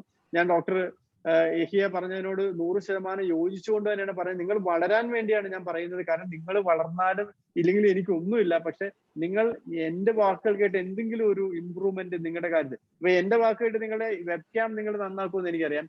പക്ഷെ നിങ്ങളുടെ ഈ ഒരു സംരംഭം ഇതിന് എന്തെങ്കിലും ഒരു മേൽക്കോയ്മ ഉണ്ടാകാനായിട്ട്, അതിന്റെ ഇമ്പ്രൂവ്മെന്റ് പ്രോഗ്രസീവ് ആകാൻ വേണ്ടിയിട്ട് എന്ത് തരത്തിലുള്ള സഹായവും നിങ്ങൾ നല്ല ടെക്നിക്കലി നോളജ് ഉള്ള ബുദ്ധിയുള്ള, ഞാൻ പറയട്ടെ, ഇപ്പൊ റീസെന്റ് ആയിട്ട് ഒരു നിങ്ങളുടെ നമുക്ക് മുണ്ടെടുക്കാത്ത ആരുമില്ല നിങ്ങളുടെ വീട്ടിൽ അല്ലെ? എത്രയോ വർഷങ്ങളായിട്ട് മുണ്ടുള്ള, പക്ഷെ മുണ്ടെന്ന് ഇപ്പൊ പറയുമ്പോ MCR മുണ്ടെന്ന് പറയുന്നത് എന്തോന്നു? റീസെന്റ് ആയിട്ടാണ് MCR 3 കോടി രൂപയാണ് മോഹൻലാൽ വാങ്ങിച്ചത് MCR മുണ്ടിന്റെ പരസ്യത്തിൽ. പക്ഷെ ആ MCR മുണ്ടിന്റെ ഒറ്റ മുണ്ടെന്ന് പറയുന്ന സാധനം കൊണ്ട് അയാൾ കോടീശ്വരനായി. പരസ്യം എന്ന് പറയുന്നത് അതൊരു തെറ്റല്ല. നമ്മൾ എന്ത് പ്രോഡക്റ്റ് നമ്മുടെ കയ്യിൽ അതില്ല, ലോകത്തെ അറിയിക്കാൻ കഴിഞ്ഞില്ലെങ്കിൽ അത് നമ്മുടെ പരാജയമാണ്. ഞാനൊരു പരസ്യ ചിത്ര ഫോട്ടോഗ്രാഫർ ആയതുകൊണ്ട് തന്നെയാണ് എനിക്കിത് പറയാൻ പറ്റുന്നത്. കാരണം ഇനി ഞാൻ പറയാം, ഓൺലൈൻ എന്ന് പറഞ്ഞാല് നമ്മുടെ കയ്യിലുള്ള ഒരു എന്താ പറയാ, തിരുപ്പൂർ എന്ന് പറയുന്ന തിരുപ്പതി നമ്മുടെ തമിഴ്നാട്ടിലാണ് ലോകത്തെ ഏറ്റവും ലോകോത്തര ബ്രാൻഡിന്റെ ടീഷർട്ടുകൾ എല്ലാം പ്രിന്റ് ചെയ്യുന്നത്. ലിവൈസ് എന്ന് പറയുന്ന അതും പെപ്പെ എന്ന് പറയുന്ന എല്ലാ ജീൻസും ടീഷർട്ടും എല്ലാം ഉണ്ടാക്കുന്നത് തിരുപ്പൂര. പക്ഷെ അത് ബ്രാൻഡ് ചെയ്യപ്പെടുന്നത് കൊണ്ട് ലോകം മുഴുവൻ അതിന് വില. ഈ 150 രൂപയുടെ ടീഷർട്ട് നമ്മുടെ വീട്ടിൽ വരുമ്പോൾ 3000 രൂപയാവും. അതെന്തുകൊണ്ടാണ്? നമ്മൾ അതിനെ പോർട്രേ ചെയ്യുന്നതുകൊണ്ടാണ്. ഒരു സാധനം ഇതൊരു ഐഫോണിന്റെ എയർപാഡാണ്, ഇതിന്റെ വില 14,500 രൂപയാണ്. എന്റെ ചെവിയിലുണ്ട്. ഇപ്പൊ ഡോക്ടർ വള്ളിയുള്ള ഒരു സാധനം വെച്ചുകൊണ്ടിരിക്കുകയാണ്. അത് ഞാൻ പറയാം, ഡോക്ടർ അന്വേഷിച്ച് നോക്കൂ, അതിന് ഒരു അഭംഗിയുണ്ട്, പക്ഷെ എന്റെ നല്ല ഭംഗിയില്ലേ? ഇതിന് നമ്മൾ മുടക്കിയത് 14,000. പക്ഷെ അതിന് മുടക്കാൻ ഞാൻ റെഡിയാണ്. എന്റെ ലുക്കിന് ഞാൻ ഇത്രയും പൈസ മുടക്കും, എന്റെ ആരോഗ്യത്തിന് വേണ്ടി ഞാൻ ഡെഫിനറ്റ്ലി പൈസ മുടക്കും. അതിനകത്ത് ഒരു സാമ്യം. അതുകൊണ്ട് ഞാൻ പറഞ്ഞ ഒരു ചെറിയ ഞാൻ നിങ്ങളെ ഒന്ന് ഉപദേശിക്കാൻ ഒരിക്കലും ആളല്ല, കാര്യം ഞാൻ അത്രയും അറിവുള്ള മനുഷ്യനല്ല. പക്ഷെ ഞാൻ ഒരു കാര്യം പറയാം, നമ്മൾ ഈ കൈ ചുരുട്ടി പിടിച്ചാൽ ഈ കയ്യിലുള്ളത് മാത്രമേ നമുക്ക് സ്വന്തമുള്ളൂ. When you open your arms, sky the limit ആണ്. Thank you. Sky the limit. അപ്പൊ open up, simply like that, open up. ഇനിയും 4 പേരോട് ചോദ്യങ്ങൾ ചോദിക്കാനായിട്ട് കൈ സോറി. അപ്പൊ ഡോക്ടർ വേണുഗോപാലിന് നേരത്തെ സംസാരിക്കാൻ പറ്റിയില്ല. സംസാരിക്കാം. ഡോക്ടർ യഹിയ, സോറി കേട്ടോ, ഞാൻ വേറെ രീതിയിൽ എടുക്കരുത്. ഞാൻ നിങ്ങളൊരു മാർക്കറ്റിംഗ് സ്ട്രാറ്റജി പറഞ്ഞതേ ഉള്ളൂ. ഓക്കെ, ഡോക്ടർ വേണുവിന് സംസാരിക്കാം. വേണു ഡോക്ടർ പറയുന്ന കേൾക്കുന്നില്ല. വേണു ഡോക്ടർ ഓഡിയോ ശരിയല്ല. ഹലോ, വേലപ്പൻ പിള്ള വിളിക്കൂ. Mister Velappan Pillai. Thank you doctor. എനിക്ക് പറയാനുള്ളത്, ഞാൻ മുമ്പ് പറഞ്ഞൊരു കാര്യം തന്നെയാണ് ശ്രീ റജി പറഞ്ഞത്. മാർക്കറ്റിംഗ് വളരെ അത്യാവശ്യമാണ്. നമ്മുടെ മെയിൻ ഉദ്ദേശം തന്നെ പ്രൊമോഷൻ ഓഫ് ഹോമിയോപ്പതി ആണല്ലോ. മാർക്കറ്റിങ്ങിനെ പറ്റിയാണ് ഇപ്പം പറഞ്ഞ. വളരെയധികം സിൻസിയറായിട്ട് അദ്ദേഹം പറഞ്ഞിട്ടുണ്ട് മാർക്കറ്റിങ്ങിന്റെ പ്രാധാന്യവും. അതുകൊണ്ട് മാത്രമേ നമുക്ക് പ്രൊമോഷൻ നടക്കത്തുള്ളൂ എന്ന് പറഞ്ഞിട്ടുണ്ട്. അത് നമ്മുടെ ഡോക്ടേഴ്സ് എല്ലാവരും അത് അടിവരയിട്ട് മനസ്സിൽ കുറിച്ചിട്ടിട്ട് ഇനി നമ്മുടെ ഭാവിയിലുള്ള പ്ലാനിങ്ങിൽ പ്രൊമോഷൻ ഓഫ് ഹോമിയോപ്പതിക്ക് പ്ലാനിങ് ചെയ്യാൻ വേണ്ടിയിട്ടുള്ളതിന് ഈ റജി പറഞ്ഞ ആ കാര്യങ്ങളെല്ലാം നമ്മൾ മനസ്സിൽ കുറിച്ചിടുകയും പോയിന്റ് ഔട്ട് ചെയ്ത് അതിനുവേണ്ടി പ്രവർത്തിക്കണമെന്ന് അഭ്യർത്ഥിക്കുന്നു. കൂടുതൽ സമയമില്ലാത്തതുകൊണ്ട് ഞാൻ കൂടുതൽ പറഞ്ഞില്ല. ശ്രീ റജിക്ക് പ്രത്യേക അഭിനന്ദനങ്ങൾ. Thank you sir. Thank you for the advice. നമ്മുടെ ഡോക്ടർ ഹിബർട്ടിനെ വിളിക്കാം. ഹലോ, ഞാന് റജി സഹോദരനോട് എനിക്ക് വളരെ ഉപകാരമുണ്ട്. വളരെയേറെ ജ്ഞാനപ്രദമായ കാര്യങ്ങളാണ് പറഞ്ഞത്. എനിക്ക് അറിയേണ്ട ഒരു ടെക്നിക്കൽ കാര്യമാണ് ക്യാമറയെ സംബന്ധിച്ചിടത്തോളം. നമ്മുടെ ഈ ഈ സാറിന് എനിക്കൊരു ക്യാമറ ഉണ്ട്, HD ക്യാമറ. വെബ് ക്യാമറയാക്കി എങ്ങനെ മാറ്റാൻ പറ്റും? ഏതാ ക്യാമറയുടെ മോഡൽ പറയാമോ? ക്യാമറ സോണിയാണ്. സോണി HD അതാണ് 9.2 മെഗാ പിക്സൽസ്. അത് വീഡിയോ ക്യാമറ ആണോ? അതെ, വീഡിയോ ക്യാമറ. അല്ല, വീഡിയോ ക്യാമറയില് ഇപ്പോഴും നമ്മള് വീഡിയോ ക്യാമറ അല്ല വേണ്ട. നമുക്ക് വേണ്ടത് ഈ സ്റ്റിൽ ക്യാമറ ഉണ്ടല്ലോ. ഇപ്പോഴത്തെ സ്റ്റിൽ ക്യാമറ എല്ലാം വീഡിയോ എടുക്കാൻ പറ്റുന്നതാണ്. അപ്പം ഞാന് ക്യാനന്റെ ബ്രാൻഡ് അംബാസഡർ ആയിട്ട് വേറൊരു ക്യാമറയെ പ്രൊമോട്ട് ചെയ്യുന്നത് ശരിയല്ല. എനിക്ക് സജസ്റ്റ് ചെയ്യാൻ പറ്റുന്നത് ക്യാനന്റെ M50 Mark II. അതാണ് ഇപ്പൊ ഏറ്റവും ലേറ്റസ്റ്റ്, ഏറ്റവും cheapest camera. M50 Mark II, M50 Mark II എന്ന് പറയുന്ന ഒരു മോഡൽ ഉണ്ട്. ഗൂഗിൾ ചെയ്താൽ മതി. അതിന് എനിക്ക് തോന്നുന്നത് ഇപ്പൊ ഇന്ത്യയിൽ ഒരു 50,000 രൂപ എന്ന് വില വരും തോന്നുന്നു. അതാകുമ്പോൾ നമുക്ക് ഈ ബാക്ക്ഗ്രൗണ്ട് ഇപ്പം വീഡിയോ ക്യാമറയുടെ കുഴപ്പമെന്ന് പറഞ്ഞാൽ നമ്മളെല്ലാം എക്സാമ്പിൾ ഞാൻ പറഞ്ഞുതരാം. നമ്മളെല്ലാം സെൽഫി എടുക്കുമ്പോൾ നിങ്ങളെല്ലാം കൂടി ഫോണില് ഇതിന്റെ ലോജിക്ക് ഞാൻ കാണിച്ചു തരാം. ഇപ്പൊ ഞാനിങ്ങനെ സെൽഫി എടുക്കുകയാണെങ്കിൽ ഇപ്പൊ ഞാൻ എന്റെ പടം നിങ്ങൾ ഇതിനകത്ത് കാണാം. എന്റെ വിരല് കണ്ടോ? എന്റെ വിരല് ആക്ച്വലി ഈ ഫോണിന്റെ ഒപ്പം തന്നെ വലിപ്പം. നിങ്ങൾ എല്ലാവരും ഇങ്ങനെ ഫോണിലൊന്ന് വെച്ചിട്ട് നിങ്ങളുടെ വിരൽ അടുപ്പിച്ച് നോക്കി കഴിഞ്ഞാൽ നമ്മളെക്കാളും വലിപ്പമായിരിക്കും നമ്മുടെ വിരലിന്. ആ വിരൽ അകത്തി കൊണ്ടുവരുമ്പോഴാണ് നമുക്ക് ഒരു പരിധി വരെ എത്തുമ്പോൾ നമുക്ക് മനസ്സിലാവും. അപ്പൊ സെൽഫി ഏകദേശം നമുക്ക് ഇത്രയും ദൂരത്ത് പിടിച്ചാലേ നമ്മുടെ യഥാർത്ഥ രൂപം കിട്ടത്തുള്ളൂ. അപ്പോ അതെന്തുകൊണ്ടാന്ന് പറഞ്ഞാൽ നിങ്ങളുടെ ഇരിക്കുന്ന എല്ലാ ക്യാമറയും വൈഡ് ആംഗിൾ ലെൻസ് ആണ്. വൈഡ് ആംഗിൾ ലെൻസിൽ ഡിസ്ട്രോട്ടർ ആയിട്ട് നിങ്ങളെ കാണത്തുള്ളൂ. ഇപ്പൊ നിങ്ങളെല്ലാവരും എനിക്ക് കാണാൻ പറ്റും. നിങ്ങളെ ഒന്നാമത്തെ കാര്യം നിങ്ങളെല്ലാം ഫോക്കസ്ഡ് ആണല്ലേ, നിങ്ങൾ ഇരിക്കുന്ന എല്ലാ ഏരിയയും കാണാം. പക്ഷെ എന്റെ മുഖം മാത്രമേ ഫോക്കസ്ഡ് ഉള്ളൂ. അപ്പൊ അത് ആ ഒരു സ്റ്റിൽ ഫോട്ടോഗ്രാഫിയിൽ അതാണ് അതിന്റെ അഡ്വാൻറ്റേജ് എന്ന് പറഞ്ഞത്. അപ്പൊ എല്ലാവരും ഒരു ചെറിയ സ്റ്റിൽ ക്യാമറ, ഇപ്പം 50,000 രൂപ എന്ന് പറഞ്ഞാൽ വലിയ എമൗണ്ട് ആയിട്ട് തോന്നാം, ചെറിയ എമൗണ്ട് ആയിട്ട് തോന്നാം. അത് ഡിപ്പെൻഡ്സ് ഓൺ ഇത്. സൗണ്ട് മ്യൂട്ട് ചെയ്താൽ കൊള്ളായിരുന്നു. ഡോക്ടർ ഹെർബർട്ടിന്റെ സൗണ്ട് എന്റെ ഭയങ്കരമായിട്ട് പട്ടി കുറയ്ക്കുന്ന സൗണ്ട് ഉണ്ട്. ഓക്കെ. അപ്പൊ അതുകൊണ്ട് നിങ്ങള് ഈ സ്റ്റിൽ ക്യാമറ വെച്ച് കഴിഞ്ഞാല് നമുക്ക് ഈ വെബിനാർ ചെയ്യാനുള്ള ഒരു സോഫ്റ്റ്വെയർ ഉണ്ട്. അത് കണ്ടു കഴിഞ്ഞാൽ നമ്മൾ ഓട്ടോമാറ്റിക്കലി നമ്മളിപ്പോ വീഡിയോ ഓൺ ആകുമ്പോഴത്തേക്കും ഈ സ്റ്റിൽ ക്യാമറ ഓൺ ആവും. കാരണം നമ്മൾ ഈ മൊബൈൽ ഇപ്പൊ ഞാൻ അങ്ങോട്ട് തിരിഞ്ഞാലും ഇങ്ങോട്ട് തിരിഞ്ഞാലും ഒന്നും എന്റെ മുഖത്തിന് മാറ്റമില്ല. പക്ഷെ നിങ്ങളൊന്ന് ക്യാമറയുടെ അടുത്തോട്ട് ഒന്ന് നോക്കി, നിങ്ങളുടെ മുഖം ഇങ്ങനെ ഡിസ്റ്റോർട്ടഡ് ആവുന്ന കാണാൻ പറ്റും. അടുക്കും തോറും ഭംഗി കുറയും നിങ്ങളൊക്കെ. പക്ഷെ ഞാൻ എത്ര മാറിയാലും കുഴപ്പമില്ല. അത് ബിക്കോസ് ഓഫ് ദ ലെൻസ്, ഒരു ഫോക്കൽ ലെങ്ത് എന്ന് പറയും. അപ്പൊ അങ്ങനെ കുറച്ച് ഭംഗിയായിട്ടിരിക്കും. ഇപ്പൊ നമ്മൾ പിന്നെ നിങ്ങൾ എല്ലാവരും കോമൺ ബാക്ക്ഗ്രൗണ്ട് വെക്കുക, ഒന്നെങ്കിൽ ഒരു വൈറ്റ് അല്ലെങ്കിൽ ഒരു ബ്ലാക്ക് എല്ലാവരും വെച്ച് കഴിഞ്ഞാൽ നിങ്ങളുടെ വെബിനാറിന് കുറച്ചുകൂടെ സ്റ്റാൻഡേർഡ് വരും. ഇപ്പൊ നിങ്ങൾ ജീവിക്കുന്ന സാഹചര്യത്തിൽ നിന്നാണ് എല്ലാം ചെയ്യുന്നത് എനിക്കറിയാം. ഞാനും അതുപോലെ തന്നെയാണ്. പക്ഷെ ഞാനത് കുറച്ചുകൂടെ പ്രൊഫഷണൽ ആയിട്ട് ചെയ്യുന്നതിന്റെ വ്യത്യാസമാണ് കാണുന്നത്. അത് പക്ഷെ വളരെ നിസ്സാര സംഭവമാണ്. അത് ഓരോരുത്തർക്ക് ചെയ്യാവുന്നേ ഉള്ളൂ. ഞാൻ വേണമെങ്കിൽ ഡോക്ടർ ധനേഷിന് അത് വേണമെങ്കിൽ പോയി കാണിച്ചു കൊടുക്കാം. പിന്നെ ഡോക്ടറിന് കുറച്ചുകൂടെ അത് ചെയ്യുന്ന രീതി വേണമെങ്കിൽ വീഡിയോ എടുത്ത് എല്ലാവർക്കും കൊടുത്തു കഴിഞ്ഞാൽ ഒരു സ്റ്റാൻഡേർഡൈസ് ചെയ്യാൻ പറ്റും. ബേസിക്കലി ഞാൻ നേരത്തെ വീണ്ടും പറയുന്നത്, നമ്മളെ പ്രൊമോട്ട് ചെയ്തില്ലെങ്കിൽ ഈ ലോകത്ത് ആരും നമ്മളെ കുറിച്ച് സംസാരിക്കാനില്ല. ഞാൻ ഈ കഴിഞ്ഞ ദിവസം ഒരു ഭയങ്കര വൈറലായ എന്റെ ഡയലോഗ് ഉണ്ട്, ഇടിച്ചിടിച്ച് നിന്നാൽ പിടിച്ചു കയറാം. അപ്പൊ നമ്മൾ ഇടിച്ചിടിച്ച് നിന്നാലേ നമുക്ക് പിടിച്ചു കയറാൻ പറ്റുള്ളൂ. അപ്പൊ നിങ്ങളെല്ലാവരും ഇത്ര എൻതൂസിയാസ്റ്റിക് ആയിട്ട്, നിങ്ങൾ വളരെ സീനിയർ ആൾക്കാരാണ് എല്ലാവരും. അപ്പം നിങ്ങളുടെ ചിന്താഗതികൾ, നിങ്ങൾ ഒരുപാട് ലോകം കണ്ടവരാണ്. പക്ഷെ നിങ്ങളുടെ മനസ്സിലുള്ളതുപോലെ അല്ലെങ്കിൽ നിങ്ങൾ അർഹിക്കുന്ന, നിങ്ങൾ ഡിസേർവ് ചെയ്യുന്ന വളർച്ച ഉണ്ടായില്ലെങ്കിൽ അതിന്റെ തെറ്റ് വേറെ ആരുടെയല്ല. ഞാൻ വേറൊരു ഡയലോഗ് പറയാം. ഒരാൾ ദരിദ്രനായിട്ട് ജനിക്കുന്ന അയാളുടെ തെറ്റല്ല, പക്ഷെ ദരിദ്രനായിട്ട് മരിക്കുന്ന അയാളുടെ തെറ്റാണ്. അപ്പോ നമ്മള് എന്താ പറയാ, നിങ്ങളെല്ലാം ഫ്ലറിഷ്ഡ് ആണെന്ന് എനിക്കറിയാം. പക്ഷെ നിങ്ങൾ ഡിസേർവ് ചെയ്യുന്ന ഒരു ജീവിത രീതിയും അല്ലെങ്കിൽ ആ ഒരു മണി മേക്കിംഗ് മെന്റാലിറ്റി എന്ന് ഞാൻ പറയുന്നില്ല. പക്ഷെ നിങ്ങൾക്ക് ഒരുപാട് പേരിലേക്ക് എത്തിക്കാൻ പറ്റും. അത് ഈ ഗവൺമെന്റ് സ്ട്രാറ്റജി എനിക്കറിയില്ല, കാര്യം ഞാനത് പറയാൻ ഞാനാണല്ലോ, അതിന്റെ ഒരു പൊളിറ്റിക്സ് ആവും. പക്ഷെ ഗവൺമെന്റ് സ്ട്രാറ്റജി അല്ല. നമ്മളെ ഒന്ന് പ്രൊമോട്ട് ചെയ്താൽ, നമ്മളെ പ്രൊമോട്ട് ചെയ്താൽ എന്നുവെച്ചാല് നമ്മളെ പോർട്രേ ചെയ്യുക. നിങ്ങളെല്ലാം ഒരു ചെറിയൊരു എക്സാമ്പിൾ പറയാം. നമ്മുടെ നാട്ടില് നമ്മൾ അരി വാങ്ങിച്ചുകൊണ്ടിരുന്ന മാടക്കടകളിൽ നിന്നാണ്, അല്ലെ, മുറുക്കാൻ കടകൾ എന്നാണ് ഏറ്റവും നാട്ടിൻപുറത്ത് നമുക്ക് പറയാൻ കാര്യം. ഇന്ന് ഡോക്ടർ ധനേഷ്, ഞാൻ ഒന്ന് ലുലു മാളിൽ പോയാൽ നമ്മുടെ മുഹമ്മക്കാരെ ഒരു 10 പേരെങ്കിലും കാണാം വീക്കെൻഡ്സ്.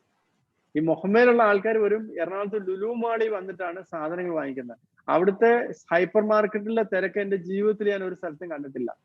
മുഹമ്മയിൽ കിട്ടുന്ന എല്ലാ സാധനങ്ങളും അവിടെയും കിട്ടാറുണ്ട്. അപ്പൊ എന്തുകൊണ്ടാണ് മുഹമ്മ പോലത്തെ ഒരു സ്ഥലത്ത് നിന്ന് ലുലു മാളിൽ വന്ന് നമ്മൾ പർച്ചേസ് ചെയ്യുന്ന പറഞ്ഞാൽ അതിന്റെ മാർക്കറ്റിംഗ് സ്ട്രാറ്റജി മാത്രം വിചാരിച്ചാൽ മതി. അപ്പൊ നിങ്ങളെ പോലുള്ള എല്ലാ ആൾക്കാരും ഈ ചെറിയതായിട്ട് ചിന്തിക്കാതെ, ഞാൻ നേരത്തെ പറഞ്ഞാൽ open your arms, you will see the sky the limit ആണ്. അപ്പൊ ബേസിക്കലി അത് എപ്പോഴും മനസ്സിൽ വെച്ചുകൊണ്ട് നിങ്ങളുടെ നീക്കങ്ങൾ നടത്തി ഡെഫിനറ്റ്ലി ഞാൻ പറയുന്ന ഈ ഒരു വലിയൊരു മാറ്റം ഉണ്ടാവും തന്നെയാണ് എന്റെ അഭിപ്രായം.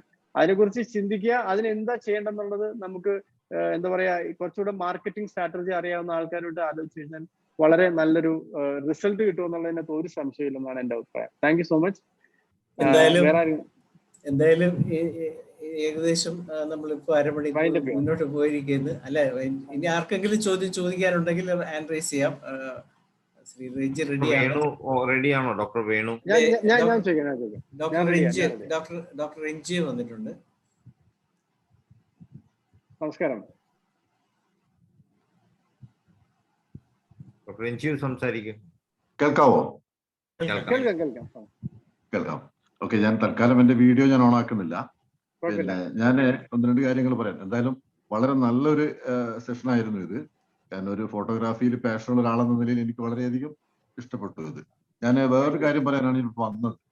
ഇപ്പോ താങ്കൾ പറഞ്ഞു ഷൂട്ടിംഗ് ലൊക്കേഷനിൽ പോകാനായിട്ട് വാക്സിൻ നിർബന്ധമാണോ എന്നൊരു സംശയം നേരത്തെ പറയുകയുണ്ടായി. അപ്പോ എന്റെ മകള് സിനിമാ ഫീൽഡിൽ വർക്ക് ചെയ്യുന്നതുകൊണ്ട് അവളിപ്പോ ബാംഗ്ലൂർക്ക് പോയിട്ടുള്ളത്. അവൾ RT-PCR നെഗറ്റീവ് സർട്ടിഫിക്കറ്റ് കൊണ്ടാണ് പോയത്. അതോടൊപ്പം തന്നെ നമ്മുടെ ഒരു കോർട്ട് ഓർഡർ ഉണ്ട്, സുപ്രീം കോടതി നിർബന്ധപൂർവം വാക്സിനേഷൻ നിർബന്ധിക്കാൻ പാടില്ല എന്നുള്ള ഒരു ഇതുണ്ട്. അതിന്റെ പ്രിന്റ് ഔട്ടും കൊണ്ടാണ് അവൾ പോയിരിക്കുന്നത്. അപ്പൊ എന്തായാലും അവൾ എടുക്കില്ല എന്നുള്ള ഉറപ്പ് തന്നെയുള്ളത്. അപ്പൊ അങ്ങനെ നമുക്ക് തീരുമാനം എടുക്കാൻ പറ്റും. RT-PCR നെഗറ്റീവ് സർട്ടിഫിക്കറ്റ് മാത്രം ഉണ്ടായാൽ മതി. Thank you so much. നല്ല ഇൻഫർമേഷൻ ആണ്. ഞാൻ എനിക്ക് ഒന്നാമത്തെ കാര്യം എന്റെ മൂക്ക്, എനിക്ക് തുമ്മലുള്ള ഡോക്ടർക്ക് അറിയാം. എനിക്ക് മൂക്കിനകത്ത് നമ്മുടെ വിരലുകൊണ്ട് പിടിച്ചാൽ തന്നെ ഞാൻ തുമ്മാറുണ്ട്. അപ്പൊ ഈ കോവിഡ് ടെസ്റ്റ് മൂക്കിനകത്തോട്ട് ഇടുന്ന കാണുമ്പോഴേ എനിക്ക് ഇറിറ്റേഷൻ ആണ്. ഇത് എങ്ങനെ ചെയ്യുമെന്ന് ഞാൻ ഇതുവരെ ഇത് എടുത്ത് നോക്കിയിട്ട് പോലും ഇല്ലാത്ത ആളാണ്. അപ്പൊ അതുകൊണ്ട് കൺഫ്യൂസ്ഡ് ആയത്. നല്ലൊരു ഇൻഫർമേഷൻ ആണ്. ടെസ്റ്റ് എടുത്തൊരു നെഗറ്റീവ് സർട്ടിഫിക്കറ്റ് കൈവയ്ക്കുന്ന. പക്ഷെ എന്താ പ്രശ്നം പറഞ്ഞാല് ഇപ്പോൾ ഉള്ള പുതിയ സ്ട്രാറ്റജി നമ്മൾ വിതിൻ 48 hours എന്തോ ചെയ്ത് വെച്ചേക്കണം. അല്ലാതെ നമ്മൾ ഒരാഴ്ച മുമ്പ് എടുത്ത് സംഭവിക്കുമെന്ന് എനിക്ക് അറിയില്ല. അത് വേണം, നേരത്തെ വേണ്ടി വരും. നേരത്തെ എടുത്ത് വെച്ചാൽ അപ്പൊ പിന്നെ എല്ലാ പരിപാടിക്ക് പോകുമ്പോഴും നമ്മൾ ഇതിനു വേണ്ടി നടക്കണ്ടേ? വേണ്ടി വരും. അതാണ്. അപ്പൊ അതിന്റെ ഒരു പ്രായോഗിക ബുദ്ധിമുട്ടാണ് ഞാൻ ആലോചിക്കുന്നത്. അപ്പൊ അതിന്റെ വാക്സിൻ എടുക്കാതിരിക്കാൻ എന്തൊക്കെ വഴി ആലോചിച്ചുകൊണ്ടിരിക്കുകയാണ്. Anyway, thank you for the valuable. വേറെ വഴികളൊക്കെ ഉണ്ട്, അത് പിന്നീട് പറഞ്ഞു തരാം, സ്വകാര്യമായിട്ട് പറഞ്ഞു തരാം. അല്ല, അത് മതി. ഡോക്ടർ വേണു സംസാരിക്കാവുന്നൂടെ? ഹലോ, പറയൂ.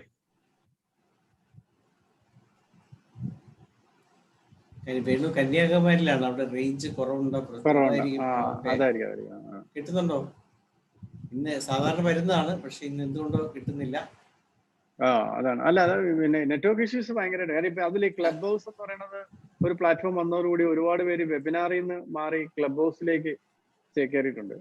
സത്യത്തില് ഞാൻ അതും കൂടെ നിങ്ങളൊന്ന് അല്ലെങ്കിൽ ക്ലബ് ഹൗസ് നല്ലൊരു പ്ലാറ്റ്ഫോമാണ്. പബ്ലിക്കായിട്ട് സംസാരിക്കാൻ പറ്റും. വലിയൊരു 5 പൈസ പോലും ചെലവില്ലാതെ, മൈക്ക് വാടകയ്ക്ക് എടുക്കാതെ, ഒരു എന്താ പറയുക 8000 പേര് വരെയുള്ള റൂമുകളിൽ കമ്മ്യൂണൽ കാര്യങ്ങളാണ് അവിടെ കൂടുതൽ ചർച്ച ചെയ്യപ്പെടുന്നത്. എന്നാലും ഇത് ഇങ്ങനെ നിങ്ങൾക്ക് പറയാൻ ഹോമിയോപ്പതിക്ക് എതിരായിട്ടുള്ള ഗംഭീര ചർച്ചകൾ നടക്കുന്നുണ്ട് അവിടെ. ഹോമിയോപ്പതിക്ക് എതിരായിട്ട് ക്ലബ് ഹൗസ് നടക്കുന്നുണ്ട്. ക്ലബ് ഹൗസിൽ എനിക്കൊക്കെ റൂമുണ്ട്. സ്വന്തമായിട്ട് എനിക്ക് 1K ഫോളോവേഴ്സ് ഉള്ള റൂം. എനിക്ക് 2.5K ഫോളോവേഴ്സ് ഉണ്ട് ആൾക്കാർ ക്ലബ് ഹൗസിലൊക്കെ. അപ്പൊ നമ്മളെപ്പോഴും ഇതിനെ കുറിച്ചിട്ടൊക്കെ ചർച്ച. പക്ഷെ നമ്മൾ ഈ പറഞ്ഞ നമുക്ക് നമ്മുടെ ഫീൽഡിലല്ല, ഫോട്ടോഗ്രാഫി മാത്രമാണ് ഞാൻ സംസാരിക്കാറുള്ളത്. ഒതന്റിക് ആയിട്ട് കുറച്ച് ചോദ്യങ്ങൾക്ക് മറുപടി പറഞ്ഞു കഴിഞ്ഞാൽ അതൊരു നിയമവിരുദ്ധമാണോ എന്ന് നമുക്ക് അറിയത്തില്ലല്ലോ. അപ്പൊ അതുകൊണ്ട് പക്ഷേ എനിക്ക് തോന്നുന്ന ക്ലബ് ഹൗസ് നിങ്ങൾക്ക് നല്ലൊരു പ്ലാറ്റ്ഫോം ആകുമെന്നല്ല. കാര്യം ഒരുപാട് ഇൻട്രസ്റ്റ് ഉള്ള ആൾക്കാർ പുറത്തുനിന്ന്. പിന്നെ ഈ വെബിനാറിന്റെ കുഴപ്പമെന്ന് പറഞ്ഞാൽ നമ്മൾ ഇതിനു വേണ്ടി റെഡി ആയിട്ടിരിക്കണം. ക്ലബ് ഹൗസ് എന്ന് പറഞ്ഞാൽ നമുക്ക് സൈഡിൽ കൂടെ അങ്ങ് ഫുൾ ടൈം കേട്ടോണ്ടിരിക്കാം. നമുക്ക് അതിനിടയ്ക്ക് ഇൻസ്റ്റഗ്രാം നോക്കാം, ഫേസ്ബുക്ക് നോക്കാം, ഭക്ഷണം കഴിക്കാം, ബാത്റൂമിൽ പോകാം, നമുക്ക് എന്ത് വേണേൽ ചെയ്യാം. ഈ ഫോൺ അവിടെ ഓണായി കേട്ടോണ്ടിരിക്കും. ഇതെന്ന് പറഞ്ഞാൽ ഇതിന് വേണ്ടിയിട്ട് സമയം കണ്ടെത്തുക എന്ന് പറഞ്ഞാൽ ചിലപ്പോൾ പ്രായോഗികമായിട്ട് ബുദ്ധിമുട്ടുണ്ടാവാം. അതുകൊണ്ടാണ് ആൾക്കാർ കുറയുന്നത്.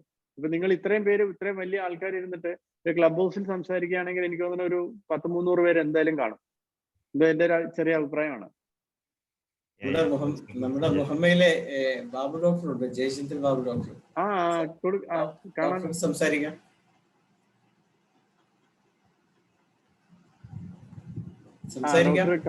ഡോക്ടർ അൺമ്യൂട്ട് ചെയ്യൂ.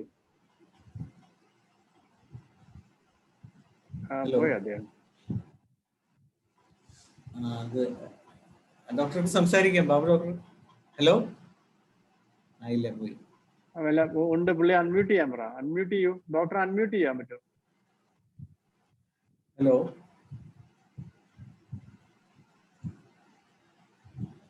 ഏകദേശം നമ്മൾ ഇന്നത്തെ ബാബു ഡോക്ടർക്ക് സംസാരിക്കാവോ? ഹലോ. ഹലോ, കേക്കാം. പിന്നെ നമസ്കാരം. പിന്നെ ഞാൻ ഒരുപാട് പ്രാവശ്യം കണ്ടിട്ടുള്ള ആണോ? ശരി. ഞാൻ റജിയെ ഓർക്കുന്നത് ഒരു ലൈൻ കമ്പിയിൽ ഒരു 2 കിളികള് ചത്ത് അതിന്റെ ചുണ്ട് തമ്മില് തൂങ്ങിക്കിടക്കുന്ന ഒരു പടമുണ്ട്. അതെ അതെ അതെ അതെ അതെ അതെ. അപ്പൊ അത് കാണുമ്പോഴും എപ്പോഴും അത് റജിയുടെ കാര്യം പറയുമ്പോൾ ആ പടമാണ് മനസ്സിൽ വരുന്നത്.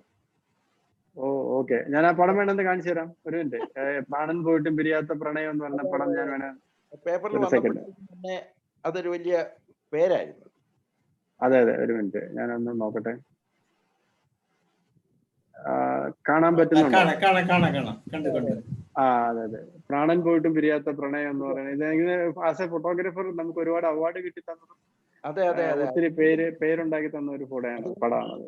ആ ഒരു പടത്തിന് വളരെ പ്രത്യേകതയുണ്ട്, അതാണ് എന്റെ കാര്യം.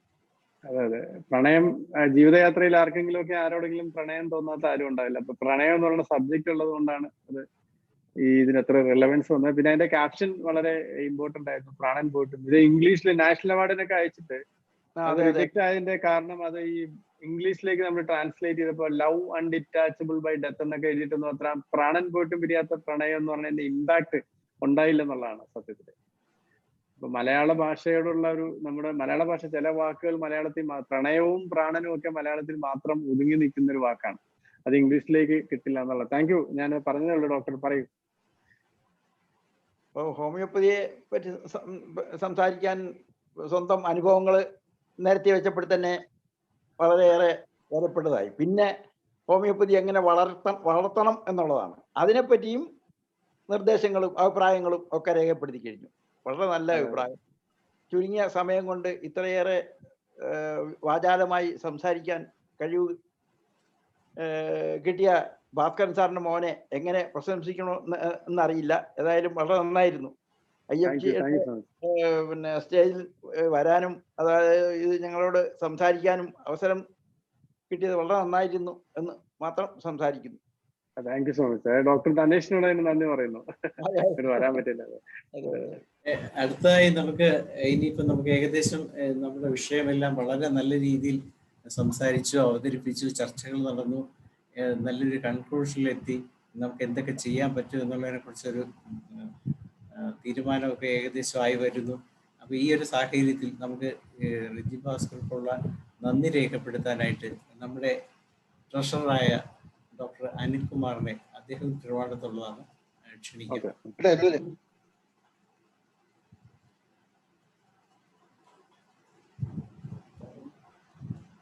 വളരെ നല്ലൊരു സെഷനായിരുന്നു. Thank you. നമുക്ക് ഈ മാർക്കറ്റിംഗ് സ്ട്രാറ്റജി നമുക്കൊന്ന് പ്രയോഗിച്ച് നോക്കാമെന്നാണ് എന്റെ അഭിപ്രായം. വിധിയായിട്ട് നമ്മൾ കോണ്ടാക്ട് ചെയ്യും. IFPH ഒരു വലിയ സംഭവമാക്കി മാറ്റാൻ വിധിയുടെ ഒരു ഹെൽപ്പ് IFPHന്റെ എത്തിയ വിധിക്ക് IFPHന്റെ പേരിൽ നന്ദി രേഖപ്പെടുത്തുന്നു. Thank you so much. Doctor Shaji എന്ത് പറയാമോ? ഇല്ല, ഷാജി ഡോക്ടർ അതിന്റെ